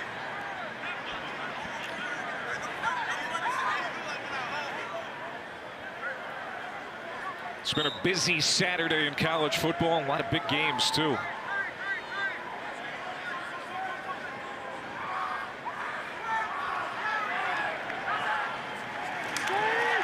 It's a fake.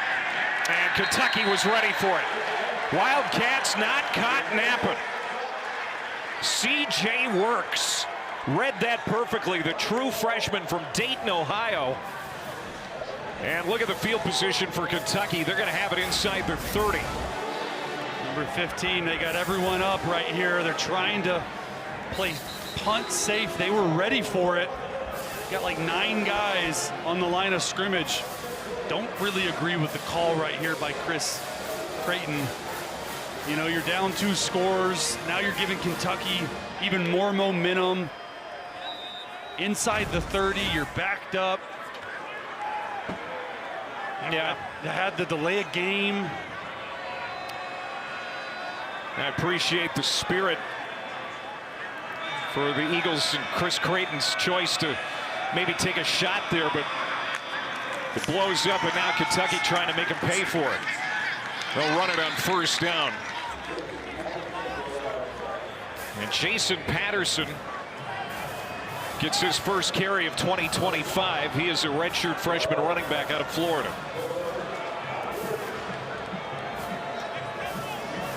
I know their game plan is to run the football behind that big old line, but I'm going to keep coming back to it. When we talked to coaches, they said the receiver room has to step up. Right now, only 3 catches by the receiver room. Play action. Getting heated up. Boley got rid of it to Kendrick Law. He is explosive, and that is a touchdown. 27 yards. Kendrick Law taking it to the house.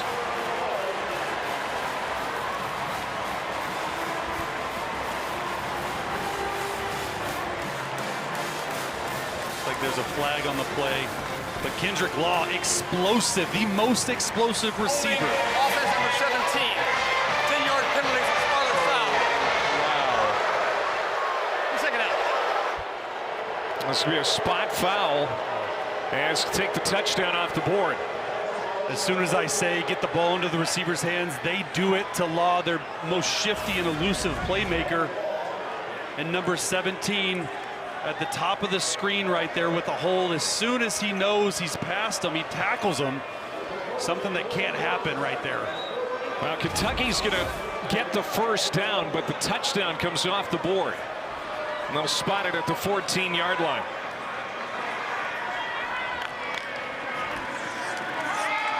They feed it to McGowan. A couple of touchdowns tonight. And he's down to the 8-yard line.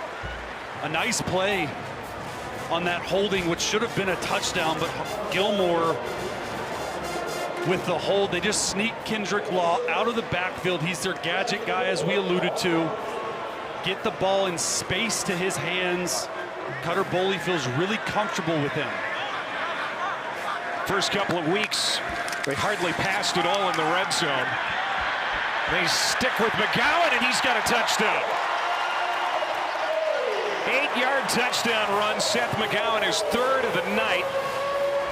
The senior from Mesquite, Texas, has a hat trick. How about that? The hat trick for Seth McGowan. And this is a run play they've run over and over again. You're just going to pull both tackle and tight end. You're going to see Josh Braun and Henry Boyer pull out. It's a gap scheme. They start downhill and they bounce out with Boyer leading. A play they've come back to multiple times in this game. Cowboy tucks it in that near upright again. Here's another look at that touchdown for Seth McGowan. Boy, it's been a big night for the senior. 3 touchdowns here in Lexington.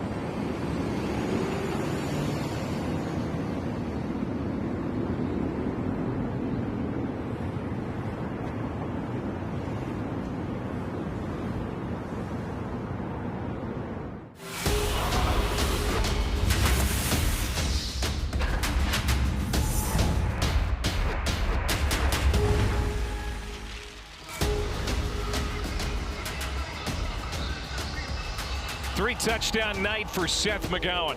6'1", 215-pound senior running back who's getting his second chance at FBS college football here in Lexington, Kentucky. 17 carries, 104 yards, averaging 6 yards a touch. We said that they would likely lean on the run game tonight to give Cutter Boley a wide berth, and they have, and it has been effective.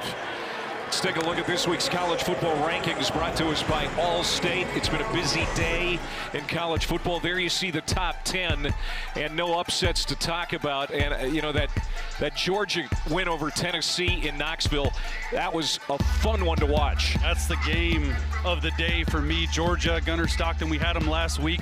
Wasn't pushing the ball down the field. Today at Rocky Top was able to go in there in a hostile environment versus a really good Tennessee team and get a win. Eastern Michigan down now 38-16.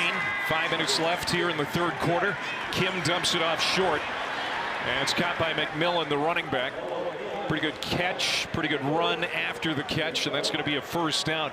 So that decision by Chris Creighton on the last drive for Eastern Michigan to fake the punt, 4th and 7 at their own 27. Kentucky was ready for it, and they made him pay with a touchdown drive. Yeah, I don't really agree with it. I know they're trying to be aggressive and trying to catch them off guard, but you get a delay of game penalty. Then you have a clock issue where they have to reset it. And you go out there and you give Kentucky a short field. Ben Prosper, the receiver, tiptoes along that sideline. It's going to be a gain of about 7. We talked about tackling a lot for Kentucky, right? Missed tackle right there from the secondary, Cam Dooley. Look at the rush yards, Clay. 171 to 98. Kim's going to be throwing a lot, most likely, the rest of this game. That's going to be a first down reception. Out to the 48-yard line, pickup of 5. They'll move the chains as Prosper brings it in. And going back to the decision, it's a 2-score game at the time where you fake the punt on 4th and long, right? Punt it away. Your defense has been playing pretty well for the most part. Give yourself a chance now, seemingly out of reach unless they score here. Kim being chased. McKees Humphrey Grace. Well, we hadn't called his name yet. Was the Missouri Valley Conference Defensive Player of the Year at South Dakota last year. And the old Coyote running down Noah Kim. You're going to see him right here. All right, just the nonstop motor, swim move outside. Kim gets away, not so fast. Nice job by Humphrey Grace talking to the coaches. They really like him and his ceiling. Still a junior, 6'4", 270, but a key player for this defense getting into SEC play. Pressure again coming. Kim got rid of it, and that's going to be a completion out to the 44. That's a really good catch by Long, and it'll set up 3rd down and long. Really nice catch right there. Pretty good coverage by Sam Green, number 2 right there, who plays their jack. Remember, we said he has to be able to rush the passer and play coverage. I didn't know they'd be playing man coverage with a 6'2", 250 linebacker who primarily rushes the football, but pretty good coverage by the big man. Kentucky wants a timeout. Their first of the half. With 2:35 to go in the third. Well, tonight, after Vandy and number 11 South Carolina wraps up over on the SEC Network, be sure to catch SEC Football Final with Dari Noka, Chris Doring, and Benjamin Watson. They'll take you through the day, the biggest stories, get you all caught up after this Saturday here in week 3. It's also available on the all-new ESPN app. He's Chase Daniel. I'm Clay Matvick, and we've talked about this already, Chase, about how grueling the schedule is going to be for Mark Stoops and the Wildcats after the bye next week. And then you go to at South Carolina, Lenora Sellers, at Georgia. You know, they big win today. Then you go to get Texas at home with Arch Manning here in Kentucky. Tennessee, Auburn, I mean, the schedule is just absolutely brutal. And both, by the way, after Auburn, you got Florida. Yeah. Plus another non-conference game at the end with Louisville, their arch nemesis. They're going to be competitive in the ACC again this year. Kim takes off, gets into plus territory, well short of the line to gain. That's a gain of 10, but needed about 4 more yards. So 4th down, they're going to go for it, keeping the offense on the field. Their defense is not even remotely set. And they got them to jump off sides last time. Well, it was called a false start. I thought it was offsides with the clap. They check to the sideline, get the right play. You see Noah Kim right there signaling to his receivers down here. Draw. And Kim is going to be close, but we'll see where they spot it. Khalil Saunders, the defensive tackle. He got to him before he could pick up the first down. Big stop for Saunders and this Kentucky defense. He's fake signaling out to his receivers to make the defense see where he's going, and then Khalil Saunders, all 6'5", 300 pounds of him, sheds a block. Nice tackle there, big man. Again, when we talked to Brad White, the defensive coordinator, he said, you know, it's not the front 7. It's not the linebacking. It's the perimeter stuff that's really been plaguing our defense. He's been really proud of the defensive line and the linebackers. Absolutely, and look, he's the last line of defense really right there when they're running a quarterback draw. They're in that odd front, which is 3 defensive linemen center covered, and sheds the block really nicely. Makes a tackle, turnover on downs. So Cutter Bully wants to throw again. He's had a career passing night, and he's into plus territory. Good catch and run, big play, and another explosive for the Kentucky offense. And this time it's Jamori Macklin. Better late than never for Macklin to get involved. Give him 36. He's a guy that I thought needed to get more involved in the offense, just running a little slant route behind the linebackers in front of the safety, and he's got elite speed. This is a guy that I saw in film study and we thought needed to get the ball in his hands more often so they can be more explosive on offense. That's his first catch tonight. He got hot at the end of last year. Put up some big numbers. Good run up the middle for Patterson, his second carry, and it's first down and goal to go after Patterson rips it off for a dozen. And Eastern Michigan's defensive line is just getting worn down behind this big blue wall of an offensive line in Kentucky. They're just running right at them. I mean, these running backs aren't even getting touched until 5, 6, 7 yards down the field. It's impressive. Kentucky has been perfect in the red zone. 5 for 5, all touchdowns. Patterson again drops his shoulder and gets to about the 4. Well, it's good to see somebody other than Dowdell and McGowan getting some work. They have been worked really hard the first couple of weeks, and now Jason Patterson is working into the running back rotation for the Wildcats. Yeah, the more depth you have, the better as they go through this brutal gauntlet of stretch of SEC games, right? Jason Patterson's probably his game the rest of the way through. Bowie pumps, looking to run, and he's going to be sacked. Dropped at the 15-yard line. And another marker comes in. That was Carter Evans who got to Boley, but we have a penalty flag as the quarter comes to an end. Holding on the defense, number 1. The penalty will be enforced half an inch in the goal and includes an automatic first down. So an automatic first down to start the fourth quarter as Joshua Scott was called for that penalty. 3 quarters in the books here in Lexington, Kentucky.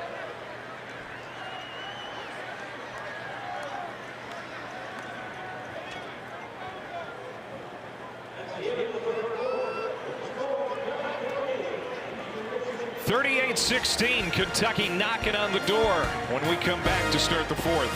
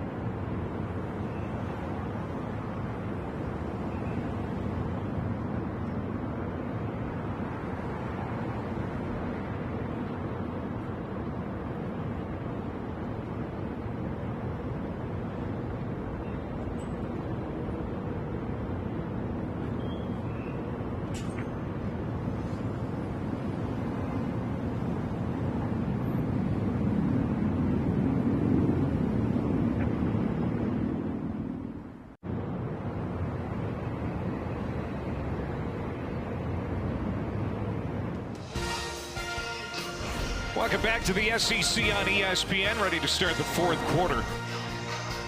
Wildcats have the lead. They have been held under 400 yards by 9 straight FBS opponents. Looks like that streak is going to end tonight because they're over 400 right now. 402. Hey, streak busters. Yeah. And trying to get in the end zone one more time. Cutter Boley making his second career start at Kentucky, takes the snap from under center and gives it to McGowan, who has 3 touchdowns tonight. We did see Bo Allen on the sideline, Chase, starting to loosen up. The backup quarterback potentially getting ready to get a shot here tonight as Boley has put in some pretty good work. Yeah, absolutely. About time right after this drive, if they score, get the backup quarterback some reps. I'm all for it. I was a backup quarterback my whole life. This is stuff you dream for. It's his Super Bowl when he goes in there. Find some completions, dice them up, go get another touchdown. You weren't a backup at Missouri, my friend. You were a cover boy on every sports magazine in the country. Oh, no!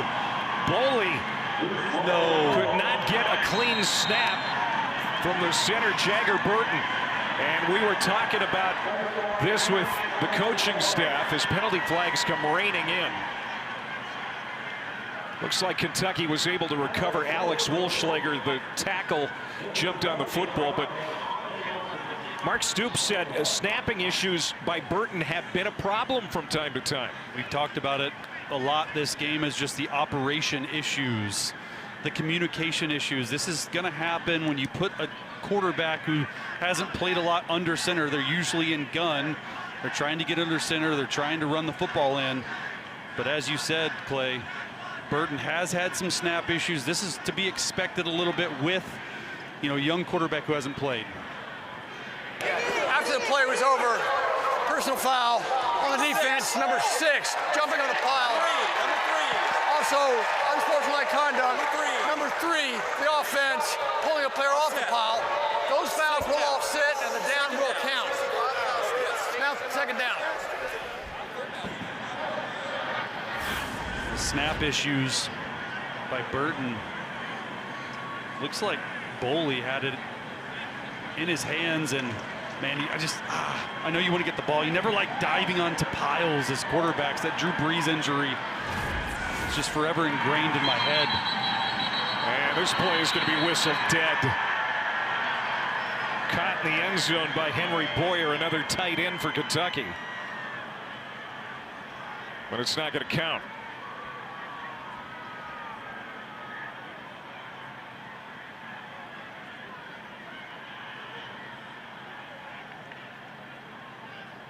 Sloppy right now, right?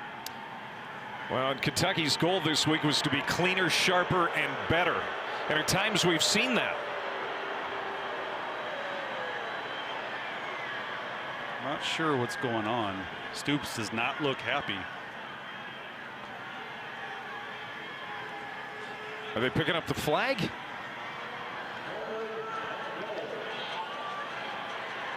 No announcement to the crowd. They're going to replay third down. Handoff, and Patterson is gobbled up. Nowhere to go for Patterson. And now it's fourth down, and what we saw last week inside the red zone starting to rear its ugly head again for the Wildcats. Snap issues again. He barely catches the football. Jalen Farmer, the right guard, almost runs into it. Interesting decision to put him back under center after the snap issue. Maybe put him in gun, let him throw it. I know they want to run the clock right there, but came away unscathed after 2 snap issues right there. Callaway will hit a little wedge here, a 24-yarder after a 51-yard hit earlier in the game.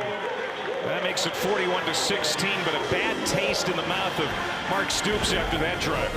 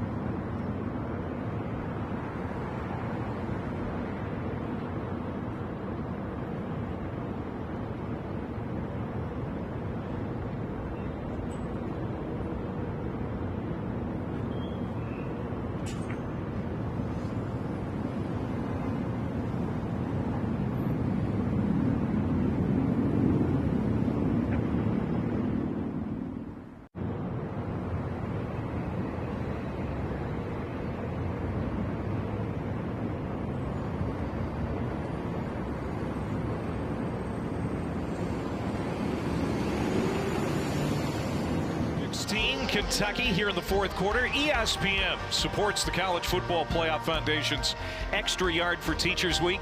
Each year we celebrate great teachers across the country who have inspired so many of us. Nominate a great teacher in your community by visiting cfpfoundation.org.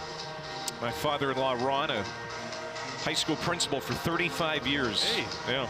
I'm going to nominate my kid's kindergarten teacher for this. San Diego. Well, she has to put up with your kids. She needs it. Yes. For putting up with my kids. Both of my kids have had her so far. And through the end zone, touchback. Eastern Michigan will have it.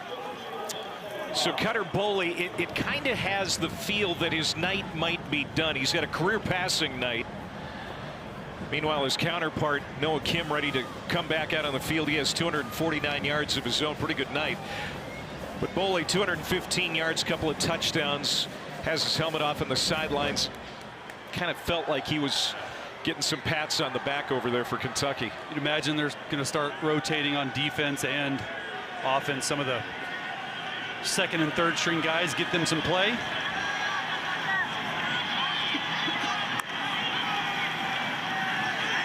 They fake the jet sweep, dump it off, short ball's loose. Was that behind?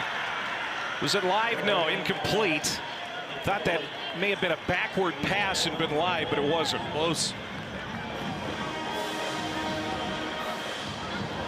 You're starting to see the second team defensive line get in. This is good practice for them. Got to rely on depth with this brutal SEC schedule. You got to believe the starters are on the sideline or cheering them on, man.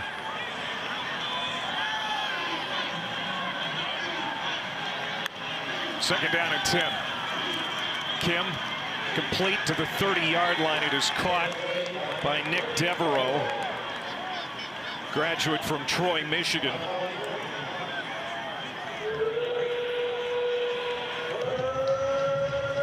There you see the starters for that Kentucky defense. Yeah. Taking it easy right now. They're locked in. Love to see it. Third down and 3.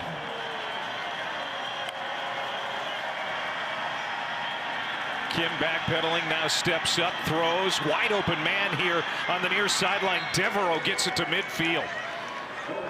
And Nick Devereaux, when he has been targeted tonight, he's made some plays. That's a gain of 19. Nice job by Kim in the pocket, buying some time, finding the open guy. He's played pretty well tonight.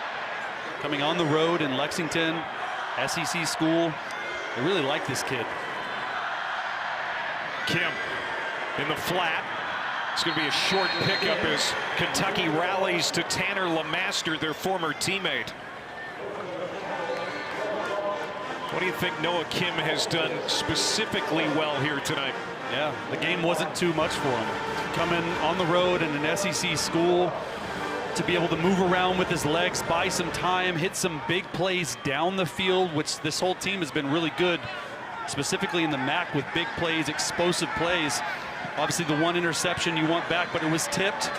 Really the only interception he's thrown all year, so he's taking care of the football for the most part. Yeah, it was an unfortunate way for him to start the game. That is caught in some traffic. Terry Lockett makes the catch for a first down to the 33, a gain of 13. What a throw. You see Kim pump to the right, go out to the left, and Jordan Lovett, the safety, number 25, almost comes in. Says, nope, Terry Lockett Jr., I'm going to take that. Tries to go for the ball there. Nice concentration all the way to the ground. And when Lovett hits you, you usually stay hit. I mean, he's been in this defense for quite a while. He's been a starter since 2022. Double pass. Lockett trying to find Kim, and well covered at the 10-yard line. Grayton did not get fooled. He stayed on Kim to knock that away. Nice job by Grayton in man coverage. They're going to give this little guy the ball, and then Kim's going to sneak out of the backfield here to the sideline. I want you to watch 30 right there. Say, hey, not so fast. Noah Kim tries to go up and high point it. And a good job by Grayton just putting his hands up, saying, not today. I'm not getting mossed by a quarterback. One of those true freshmen that Brad White was hoping to get into the ball game tonight, and they really like that play from the rookie corner. Stretched out to the sideline again. Kentucky gets to the ball carrier, led by Landon Watson. That's a loss of 4. McMillan had nowhere to go on the edge. Third down. Gotta imagine, obviously, it's 2-down territory. Just try to get half of it back.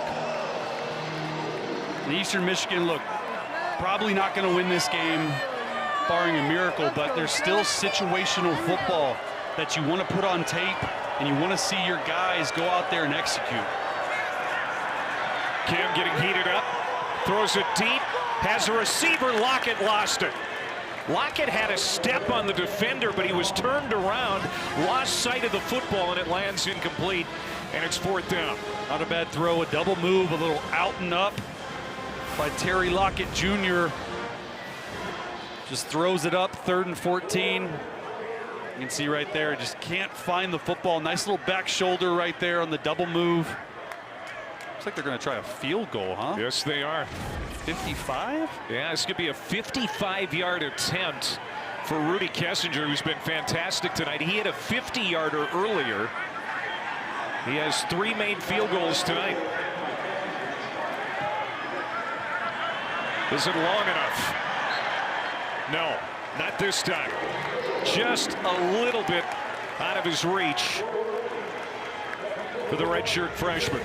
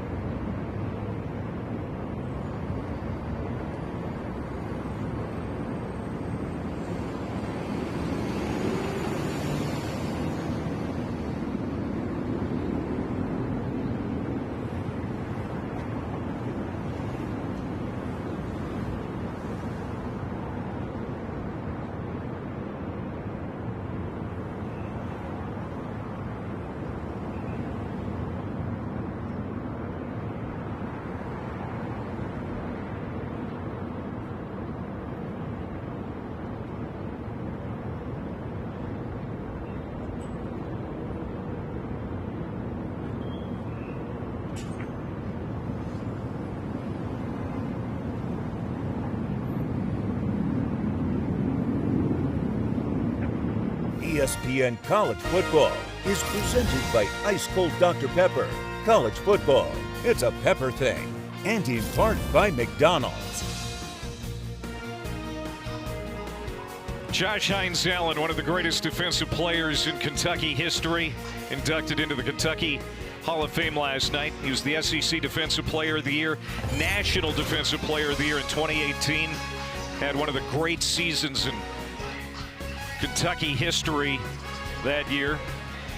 Their all-time sacks leader, now a 2-time Pro Bowler with the Jags. He's a beast on the Jags. I remember facing him a couple times.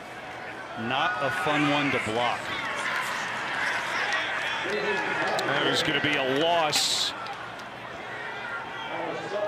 as Kentucky defensive coordinator Brad White was telling us about Josh Hines-Allen and his work ethic and how lucky he was to coach that young man. It's impressive. I mean, one of the greater seasons that we've seen ever out of a Kentucky defender, and now he's just wrecking backfields in the NFL too. Coley's still in there. And another penalty here. Start, offense number 73. 5-yard penalty. It remains second down. So Mark Stoops keeping Cutter Boley in the ball game. They have scored on their last 3 possessions, but that last drive was not operationally sound, and they had to settle for a field goal again. And here's another penalty, getting them backed up. You got to imagine that's why he's still in the football game, to try and get them to understand these situations, right? They're up big, I get it, but you still want to run the offense. You want to get them as many live reps as possible. Boley rolling, throwing on the run, and is that going to be complete? That is a catch for Jason Patterson, who's put in some good work here in the second half. Really nice catch there by Patterson. He had 111 yards rushing last year. They really liked him, a redshirt freshman. They put the red shirt on him, making his name known a little bit right here. Yeah, he hadn't had a touch before tonight. That was a 9-yard reception to make it 3rd down and 9. Kentucky tonight 3 of 8 on 3rd down. Boley looking for help. He's going to get hit at the 40 and dumped. Won't get the 1st down, but there is a marker in the secondary as this game is really getting sloppy now.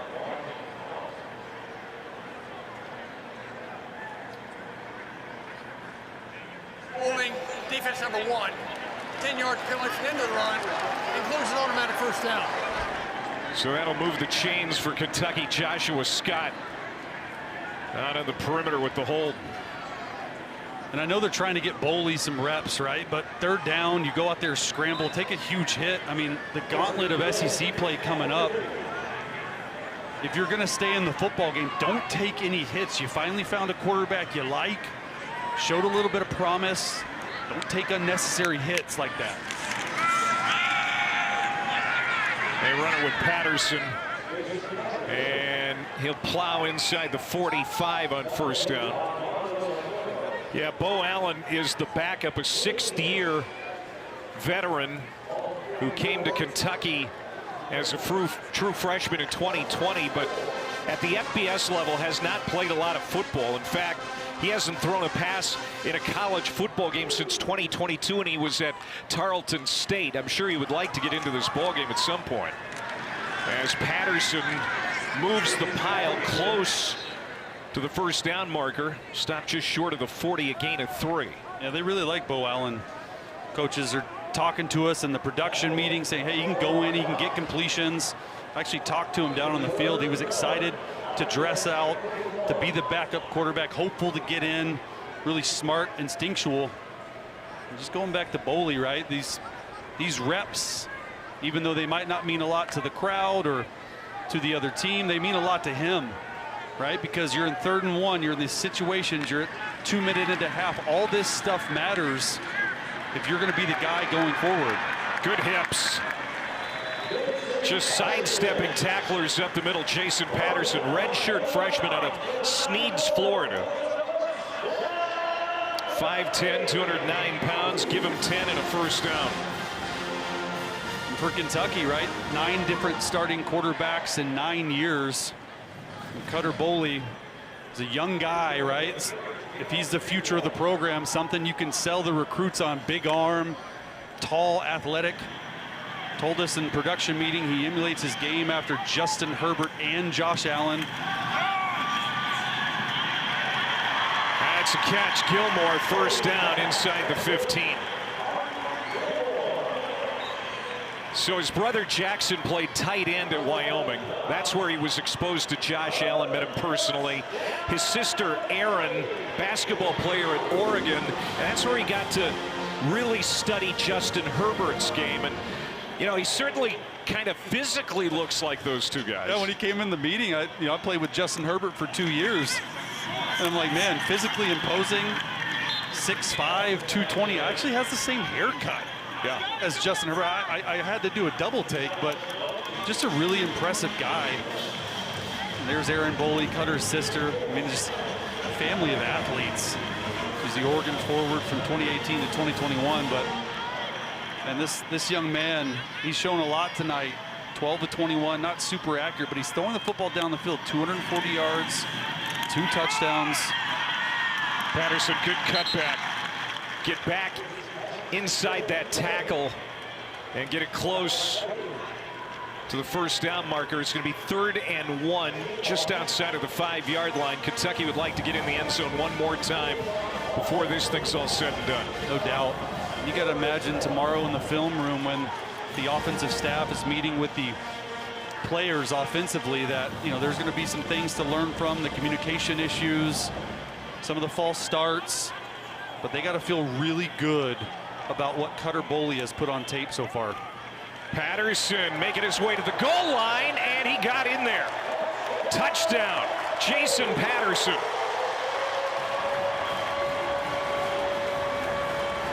Capping a 10-play drive, and Patterson did a lot of the heavy lifting. Count them, 1, 2, 3, 4 rushing touchdowns for Kentucky tonight. This is who they are. And Jason Patterson just right up the gut. He's right there, excuse me. You got Law in the background. This is fullback dive they've done a lot of, and spinning, trying to get himself in. Might be, is that his first touchdown, Clay? First touchdown. He didn't have a carry before tonight. Let's go, man. Super pumped for that young man. Showing some elusiveness, though. No, the running game has been good. McGowan goes over 100 yards tonight. He had 3 touchdowns. Patterson, his first touchdown of the year.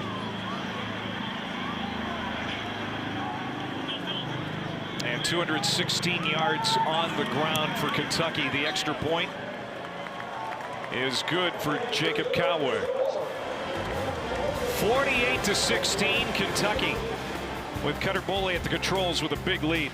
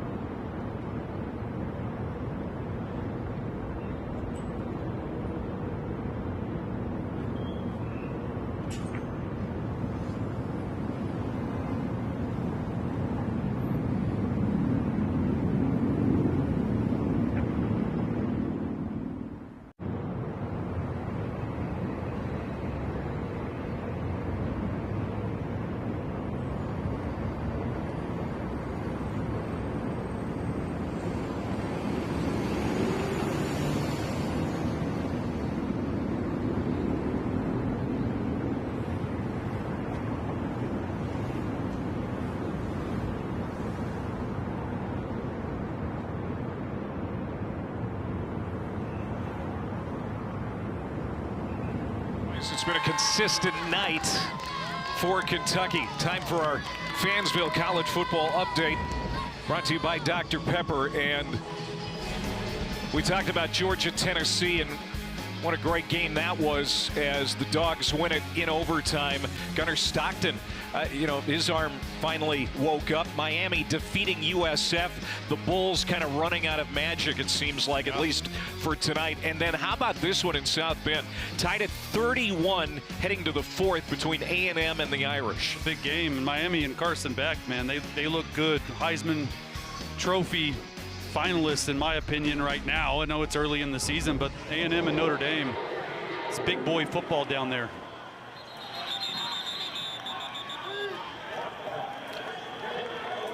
Eastern Michigan's quarterback Kim, a career high 292 yards. He is 1 yard shy of that. He's actually had a pretty good night for Eastern Michigan, but they're going to lose their 8th in a row going back to last year, are the Eagles. Meanwhile, Kentucky, there are certainly some things they can build on after tonight. Gotta love their red zone defense. Didn't allow a touchdown, only 2 field goals. For the most part, what we saw, tackling was pretty good. Obviously, the takeaway.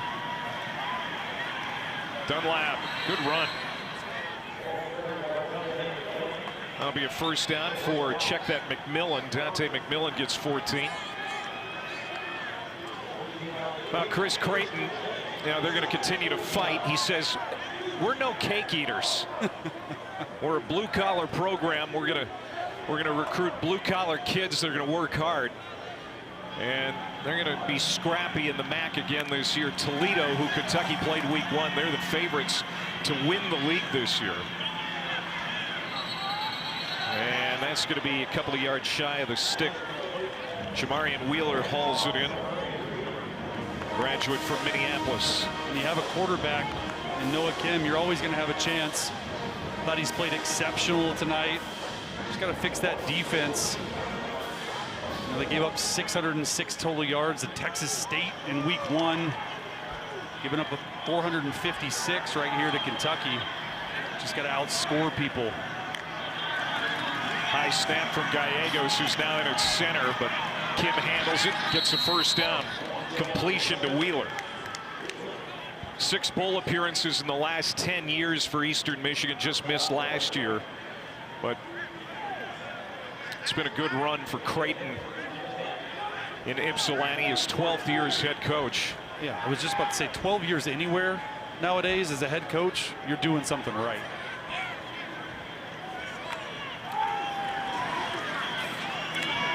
Kim going to the sideline, and that was a good pass, but right through the hands of Wheeler, couldn't haul it in. Mike Piatkowski, who's the offensive coordinator for the Eagles, was Creighton's record-setting quarterback at Drake. As there's a man down for Kentucky. Looks like Terion Nichols, cornerback. No, it's actually Creighton. There's Pike, Mike Piatkowski, and he's a smart, young offensive coordinator. And you can see with Noah Kim, he's going to have something to work with this year. Yeah, absolutely. I mean, they're an explosive offense. I mean, they have a lot of plays, a lot of explosive plays through the pass game. Got to find the run game a little bit. Dante McMillan, Dunlap, right? They're ready to go right now. Kentucky's not even moving, but they got a good receiver in Terry Lockett Jr., right? Like, if you got a good receiver, you get a good quarterback, you got a chance. I mean, this is the defense, really. Well, and this was a game until they went for that fake punt. Yep. 4th and 7 at their own 27, and it got stopped. Caught on the outside. Hauled in by Antonio Floyd, the redshirt freshman from Atlanta, with his first touch. That's a gain of 7, so it'll be 3rd down as we're under 3 minutes to go.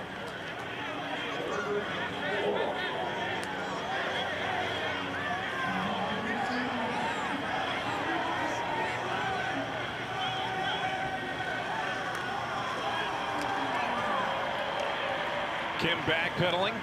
Open receiver. That's going to be a first down inside the 25. Down to the 21. Ben Prosper. 14 more for Prosper, who has made a couple of catches tonight. That's his third. And now flags. Another false start.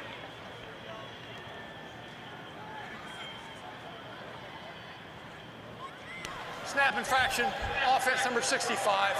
5-yard penalty, it remains first down. Mentioned it before that Nicholas Gallegos is doing the snapping now. Going back to this Kentucky defense, right? With the brutal stretch, you got out at South Carolina, at Georgia, Texas, Tennessee, Auburn. They really got to play well for Kentucky to have a chance in the SEC this year, right? They got a run game. They got everything going for them. Their defense has to be the one who really steps up. 2-minute timeout.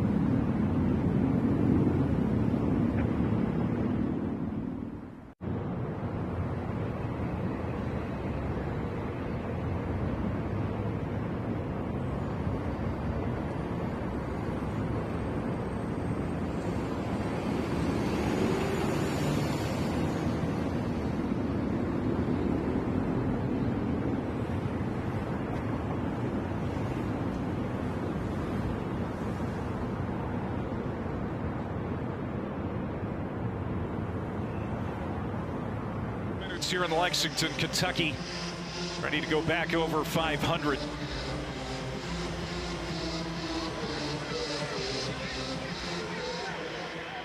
So out of the timeout, first down. First down at 15 for Eastern Michigan. Now keep it on the ground with McMillan. So you talked about Kentucky's schedule. And they're going to have the bye next week, then a trip to Columbia, South Carolina for their first SEC road game of the year. And it'll be interesting to see whether Lenore Sellers is a part of the equation for that Kentucky defense. The quarterback for South Carolina knocked out of the game tonight against Vanderbilt, and it looks like South Carolina is going to be upset. Bouncing to the outside, looking for that first down. He's got it and more. And almost got it into the end zone. That's a gain of 10 for McMillan. Yeah. So you see Sellers tonight against Vandy. He was knocked out early. Yeah, not good, right? On the short list for the Heisman Trophy. just an elite college quarterback who will play pro one day. Just the health issues, right? Back-to-back years now. And without Sellers, man, South Carolina getting pummeled by Vandy. Yeah, Vandy's leading that one 31-7 late in the fourth quarter. Diego Pavia, the quarterback for the Commodores, has been outstanding. Kim to the end zone, incomplete. So after South Carolina, they're going to have more top 25 opponents, including Georgia. They have to go to Athens for that one, October the 4th. Then Texas, Tennessee, and Auburn, 3 games in a row that are no pieces of cake. Young quarterback Boley's going to get tested. And that's why I'm saying this defense, you got to be able to lean on them. You got to be able to lean on the run game. Second and goal up the middle with the run. And they'll get it to the 5-yard line with McMillan. But you see nowadays in college, right, it's all about offense. You got to have an offense to put up points. You got to have a passing game. The receivers, you know, we didn't really see any receivers step up today for Kentucky. And, you know, sort of unproven going into next week's game. Kim, plenty of time. 11th play of the drive, incomplete. And it's 4th down. Well, there's Boley. Career night for him, of course, being a redshirt freshman. You know, he hasn't had a lot of experience, so you thought if he had a pretty good night today, it would be a career night, and it has been. Found his tight ends a lot, especially in the red zone. Yeah, safety valve for him and his tight ends, and it'll be a big test for him going on the road for the first time as a starter at South Carolina. Probably the last play of the night if they don't get in for Eastern Michigan. Kim is going to take it himself, and he's going to get in for a touchdown. Noah Kim. And a rushing touchdown to his pretty good night statistically. It's a nice job. Sprint out to your left. They're trying to shovel it to the running back right there, and he said, hey, I'm going to take it in myself. I've been really impressed with him as a quarterback, both running and throwing the football. Coach said they wanted to see him run the football more. He's dangerous as a runner, and he's proven that tonight. The Eagles' first rushing touchdown of the evening. But the night has belonged to Cutter Boley, his second career start. Zach Calzada, who started the year as a starting quarterback, out of this game because of an injury, giving Cutter an opportunity, and the Hodgenville, Kentucky native has lived up to some of the expectations. Yeah, he's been aggressive all night, throwing the football down the field. The completion percentage isn't exactly where you want, but he delivered multiple touchdown passes in the red zone, the first 2 and 3 of really Kentucky's season. You see there 240 passing yards on only 12 completions. So, you know, the coaches told us, hey, we need to push the ball down the field. We need to be a little bit more aggressive with play calling. We're going to take the motions off, all that stuff. And you see right there Zach Calzada being a good teammate, man. They have a good relationship. They work well together. Look at this stat. Held under 400 yards of total offense in 9 straight games. He was entering tonight, and tonight 456 with the new quarterback, Clay. Yeah, you said this offense looks different before halftime, and I would agree with you. It had some spark tonight, a little something different. And it's a part in play calling, trusting the young quarterback to throw the football down the field, and then also the quarterback to actually pull the trigger when maybe something isn't open down the field as well.